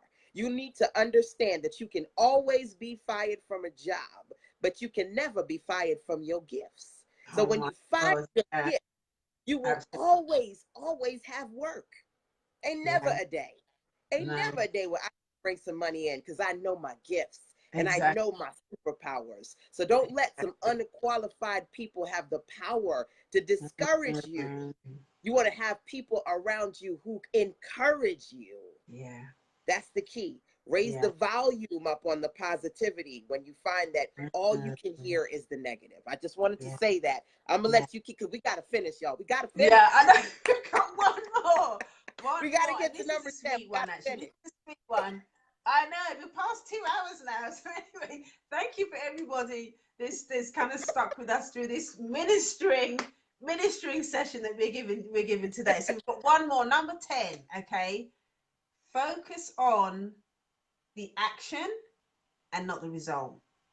Okay. Focus on the action, not the result. Now, the reason why this is such an important one is because ultimately you are powerless over whether people are going to get their credit card out or not. You have got no control over whether people are going to do it or not. And that as an entrepreneur can sometimes drive you crazy when you got bills and when you got, and that's what I was saying yesterday about, and I think the reason why sometimes can start treating their clients like a commodity. I need to sell this because the rent is due next week, and you gotta buy my, and you can hear the What do I fear. say? People don't buy when your bills need to be paid and your baby need to be fed. Okay, they Exactly. buy when they are ready to buy. This is why Right. this is a ready for revenue conversation. Right. Right. And Exactly. I'm going to be honest with you. Not this week, but I think it was last week. I was talking to one of my clients, and she was super excited because she had a great idea. She was ready to launch. You know, when you have that idea and Yeah. you ready to put it out there. And so I said, okay, I need you to do this, this, and this, right? Mm. And she was excited because she was getting some action steps, but she was a little discouraged because that meant she had to hold off on launching. And I could kind of sense that a part of that desire to launch was because the launch felt good, but also because she was ready for that money right now. Real talk. Who ready for Yeah. that money right now? You want to launch it today so you can make that money today, right? You Yeah. ready. But I said, here's the deal. The reality is that you got to create a compelling offer. It's got to be clear to people what exactly you selling. Just because you put Yeah. it out there, let's be clear, you could put something free out there. Sometimes the free We stuff might not don't want it. even go away because Yeah. it's not compelling. Yeah. It's not compelling. And I created something called the Focus Forward 5-Day Challenge.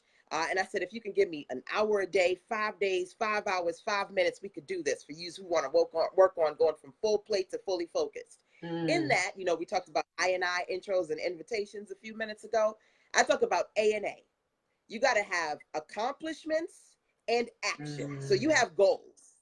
Most people fail fast when it comes to their goals because they just focus on the accomplishments. I want to make 6 figures. I want to be on a beach sipping Yeah. pina colada. They want to be in the accomplishment zone. Yeah. But here's the deal. Your business is not your therapy, nor is it a lottery ticket. Your No. business is something you invest time in to show people you got value, which means that to get to these accomplishments, there's some things you got to do. Those are the action steps, which Yeah. means that you got to focus on the not, oh, I'm going to sell 500 of these and 15 of these because I paid $97 to get this person's program and they said they made $50,000 in 5 days. So I'm going to make $50,000 in 5 days. I'm going to do Exactly. this webinar I took their formula. I'm going to read this book. And when I do this formula, look, I put it out there. I launched, I did the webinar, we're the sales. See, when you're so focused on the results, when you Yeah. don't get the feel good, instant happy hit because you got the result, raise your Yeah. hand who feels bad. You feel bad, or you mad. You mad at Yeah. them because you didn't get their results. You Yeah. mad at them because they told you this is what you're supposed to get and you didn't get Mm, that. The mm, reality is this: we cannot focus on the results. You got to no. focus on the actions. When it comes Action. to my goals, when it comes to teaching goals, I teach number one, y'all write this down, A, accomplishments and actions. You need the combination, the Mm, goals of what you want mm, to accomplish, the goals of the action steps. If you say, today, my actions that I'm going to take, I'm going to email these 3 people. I'm going to take 2 hours and work on this offer. I'm going to send out mm, this email. The action steps that are going to get you yeah. to your accomplishments. That's the first part of this process of A&A, of Mm, understanding that. Number one. Number yeah. two, about when it comes to being ready for revenue, you got to set your base, your middle, and your reach goal. Reach How goal. much you want to Yeah. make at the reach, how much you want to make at the base, and how much you want to make in the middle. Not Mm, last week, because every week I have a certain particular offer that I sell. I set my base, my reach, and my middle. Okay. And I said, bless God, where am I? Where am I? Where am I? And then I realized that I was somewhere in the middle. I said, okay, well, I got to the base. I made it to the middle. And then when I looked back at it, I said, well, boo, I think you reached your reach on that one. mm, I was like, mm, bless God. I didn't expect it yeah. to. And some revenue will come in immediately, and then some, depending upon what e-commerce companies you use, Yeah. it takes a few days for it to transfer into your bank account. So when I really looked at it, I said I had my reach, I had my base. When I hit the base, I was like, yeah, I'm gonna keep going. When I hit the middle, I was like, okay, God, I think I just hit the middle. That was it. But I actually got to the reach. That's You don't amazing. focus on just getting there. Don't Yeah. just set one goal for yourself. Give yourself a step-by-step elevator effect. Yeah. So you got your middle and your reach. And you understand that it's not just about getting that result, because there's no way to guarantee that. You can't The guarantee. only thing that Yeah. you can do is work to the best of your ability, which requires you to have that plan of action we talked about before. Yeah. The big key here in that is action. What Yeah. you gonna do? All right, I'm done. Mm. And just to add to what you were saying about the whole thing about setting all your goals and all the rest of it. Revenue, okay, write this down, people. Revenue requires relationship. Okay. Yes. Revenue requires a relationship. So while you're setting your goals and thinking about all these other things, in between all of that, okay, there has to be a relationship. There has to be a relationship with the client, because you can't just show up. One of the most, I've just finished on this. One of the most amazing things that LaShanda taught me, which always makes me laugh, and it always makes me laugh when I share it with other people. Stop being a booty call business. Stop being a booty call business. You know what that is? It means you just show up. When you want to get your tings or whatever, you might just phone a little somebody and go, oh, are you free? You go and get your tings and then go back to business. Business cannot be built on booty call business. Okay? And So let me say this. Let me say this. Because I always shout out my girl Rochelle Shaw, the $1,000,000 equation creator, because she was, for lack of a better word, she was a mentor to me. She spent millions of dollars when she created her $1,000,000 business it's to invest in amazing. education. And when she reached out to me and said, LaShanda, we need to work together, we created the Black Business Women of Color coaching program together several years ago. She said, I know how to do this stuff online. Offline, you know how to do it. Online, let's work together, right? Yeah. Partnership. She introduced herself to me, said, girl, you doing the damn thing. I said, but come on now, I ain't doing nothing. You a millionaire. I ain't making the kind of money you make. Remember, we talked about Yeah. self-awareness? I ain't Yeah. as bad as you, girl. She said, you better cut that out. Boo, you is the baddest thing up on here. Let's do this together. So she was the one who introduced booty call marketing to me. One of the things I always tell y'all is you give credit where credit is due. Yeah. Rochelle is actually going to be one of the amazing speakers with myself and June and some other amazing ladies as part of Back to Business. And I want to make sure that y'all don't just be taking folks' stuff and swiping it and calling it your own, right? Mm. You give credit where Give credit credit. is due. One of my Yeah. favorite quotes, I never had to screw out another woman's light bulb to shine. I know what's mine, and I know you're Yeah. going to get yours, but don't get yours on the back of somebody else. Somebody Yeah. taught you something, somebody gave you something, you support them, because on your way up, you never know who you're going to need on your way down. Don't you burn Exactly. them bridges. Don't you steal from Yeah. nobody. Because you stealing from somebody, guess what? Mm. Energetically, you're stealing from yourself. You're stealing Yeah. from your future self when you take what is not deserved. So I just got to shout out my girl, Rochelle. I'm super excited to have her speaking as part of Back to Business this year once again. And I love the booty call marketing, because just as that boo be calling you at 3 o'clock, like, you know what he want when he calling you at 3 o'clock in the morning. You don't want to be that person, right? Y'all know that Exactly. when you want that money, random effort equals random result. So if you want Yeah. people to check in and go to your checkout cart, you better be checking in on a regular basis, sending them emails, Exactly. doing lives, showing up. You show up and then you shine. That is Yeah. something that's important that we got to remind you. Show up and then you shine. Random effort equal random results. Make sure you write down, and y'all shout out June. Revenue requires relationships. Come on now. Drop the mic. Yeah. We done. Drop. Oh my God. Okay, listen. So listen, we're just going to go through the 10. We're just going to go through the Yes. 10, the Quick. recap. Oh, I'm going to need a nap after this, I think, LaShanda, after this. Oh, these mammoth lives. Oh my gosh. So it's been a really great session. It's been an amazing session. So let me just run through for those of you, okay, that might not have been from the top. So number one was products. Okay. Understand your client's pain points and make sure that your products are the solution to the client's problems. Okay, that's number one. Number two, be honest about the skills that you need to build a product. So if you're rubbish at technology, if you don't like marketing, if you don't understand the back end part of it, if you need done for you services, be like you services, done with you services, or do it yourself services, LaShanda's your girl. Okay, for those things. So put your hand up about what you're not good at and ask for support. Put Get your your hand up what ass you're in not good at gear. and ask for ASK, get support. your ass in gear. Get your ass in gear, 100%. Number three, make sure you got a plan of action. No spaghetti marketing. Be clear about what you're going to do, when you're going to do it, how you're going to do it, what platform, where are your customers. Have all these conversations, okay? Get your plan together. Number four, automation. Stop trying to do everything yourself. Use the tools. Use the tools that are available. If you go to heal.juneallen.net, that's heal.juneallen.net. I have a list there. You can put your email address in. I have a list of business tools that I use. So if you want to know what email platform I use, what tools I use to schedule out my marketing and all the rest of that stuff, you can get all that there. So that's the automation. Okay. Number five, make it easy for your customers to find you. None of this go to juneallen.net. You need to put the link to the product. Put the link directly to the product. Don't make it hard for customers to give you money. Okay. So just be aware of that. Okay. That's number five. Make it easy. Number six, collaborate. Okay. Collaborate. Find people that have got complementary products.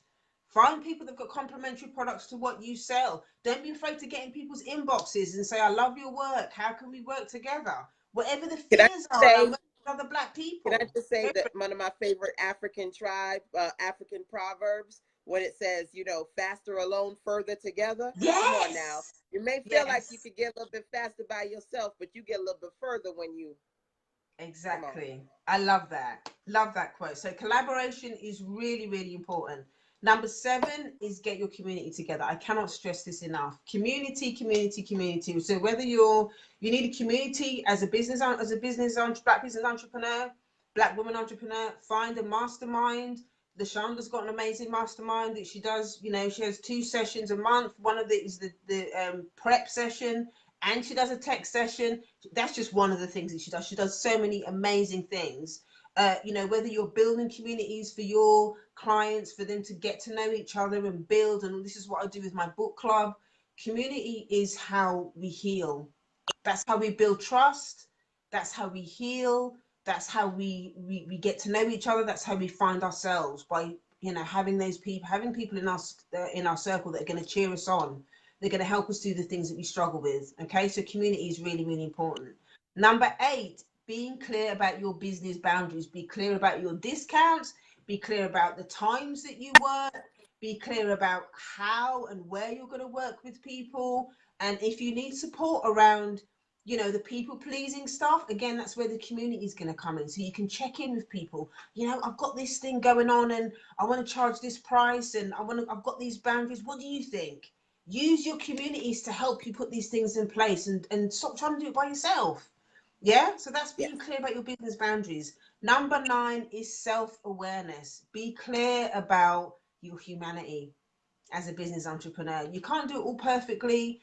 You're going to be scared. You might feel ashamed. Your old experiences as a human being are going to leak into your business at some level. But when you are self-aware, when you understand the impact of the way that those things have on your business, that's when you can deal with it. It's not going to paralyze you because you're not stuck in it.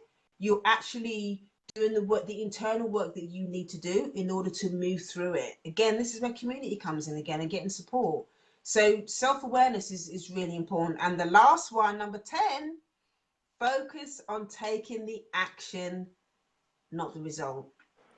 Focus on taking the action, not the result. You're powerless over the result. Focus on the action. LaShanda. LaShanda, Yes. LaShanda. I think Last words. I think we've done a good job. Thank you so much, June, for your amazingness. Yes. All respect That to was you, my dear. amazing. You have evolved and you have leveled up, and you always had the genius from day one. I'm just here to just say that I look at you and I say, you coming through, girl. Thank you so much. I appreciate you. I thank you for the support and the love and the geniusness of an idea that it was your whole Marcus Garvey celebration. And the fact that you said, LaShanda, can you jump on here and share? I just appreciate you for that, my dear. So you're amazing. I love what you do. I love how you come through for your folks, for your people, for your I sister do. girls. I love how you show up and shine for us. Nothing but love for you, my dear. I appreciate you. I thank you. Mwah.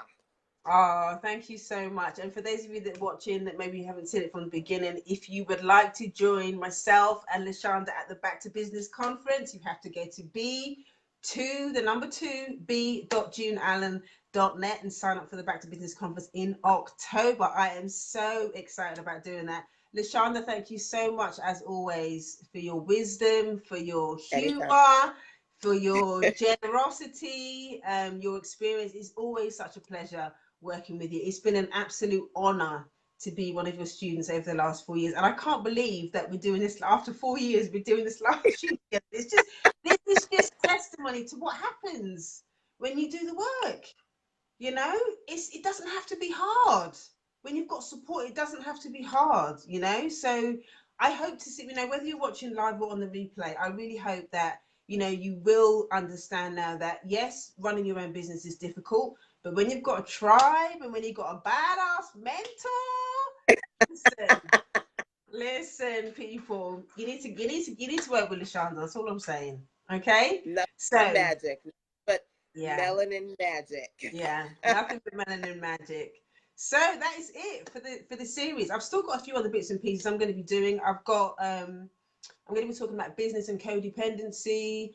And not this Saturday, but next Saturday, I'm actually going to be doing a workshop, a virtual workshop with 17, maybe more, 17 ways to nurture your Black customers, specifically around how to work with your Black customers. So, we talked a lot Love about it. business to business and stuff, in the stuff that we talked about, but I'm going to be talking specifically around, your kind of your service users and stuff like that around. So I'm really excited about doing that. That's going to be next Saturday. So yeah, if you haven't signed up for the business tools, sign up to that list, because I'm going to be obviously focusing on that list in order for it to do that. So any other questions at all, obviously email myself or send me a direct message, or LaShanda as well. Thank you so much, everybody, for joining. I do not take for granted 1 minute that you come on here. You've been with us for like 2 hours and 50, well, nearly 2.5 For real. hours on this For real. live stream For real. with us. It's been an absolute honor. So thank you for those of you that, whether you're watching on the replay or whether you're watching live, We really, really appreciate you. Thank you so much. And I hope this has added some value to your lives. And yeah, we'll see you next time. So LaShanda, I have Definitely, I've got definitely. one-to-one with you next week. So we'll talk more I about know it then. Yeah. we got our one-on-one sessions. We keep on keeping on. Email sistersense@gmail.com if you've got questions for me. And June, your email. info@yardofgreatness.com. There you Info go. So, all at right, y'all. yardofgreatness.com. We about to go. Email us if you need any more. Till next time, take care. Mwah. Bye, guys. Bye. Bye.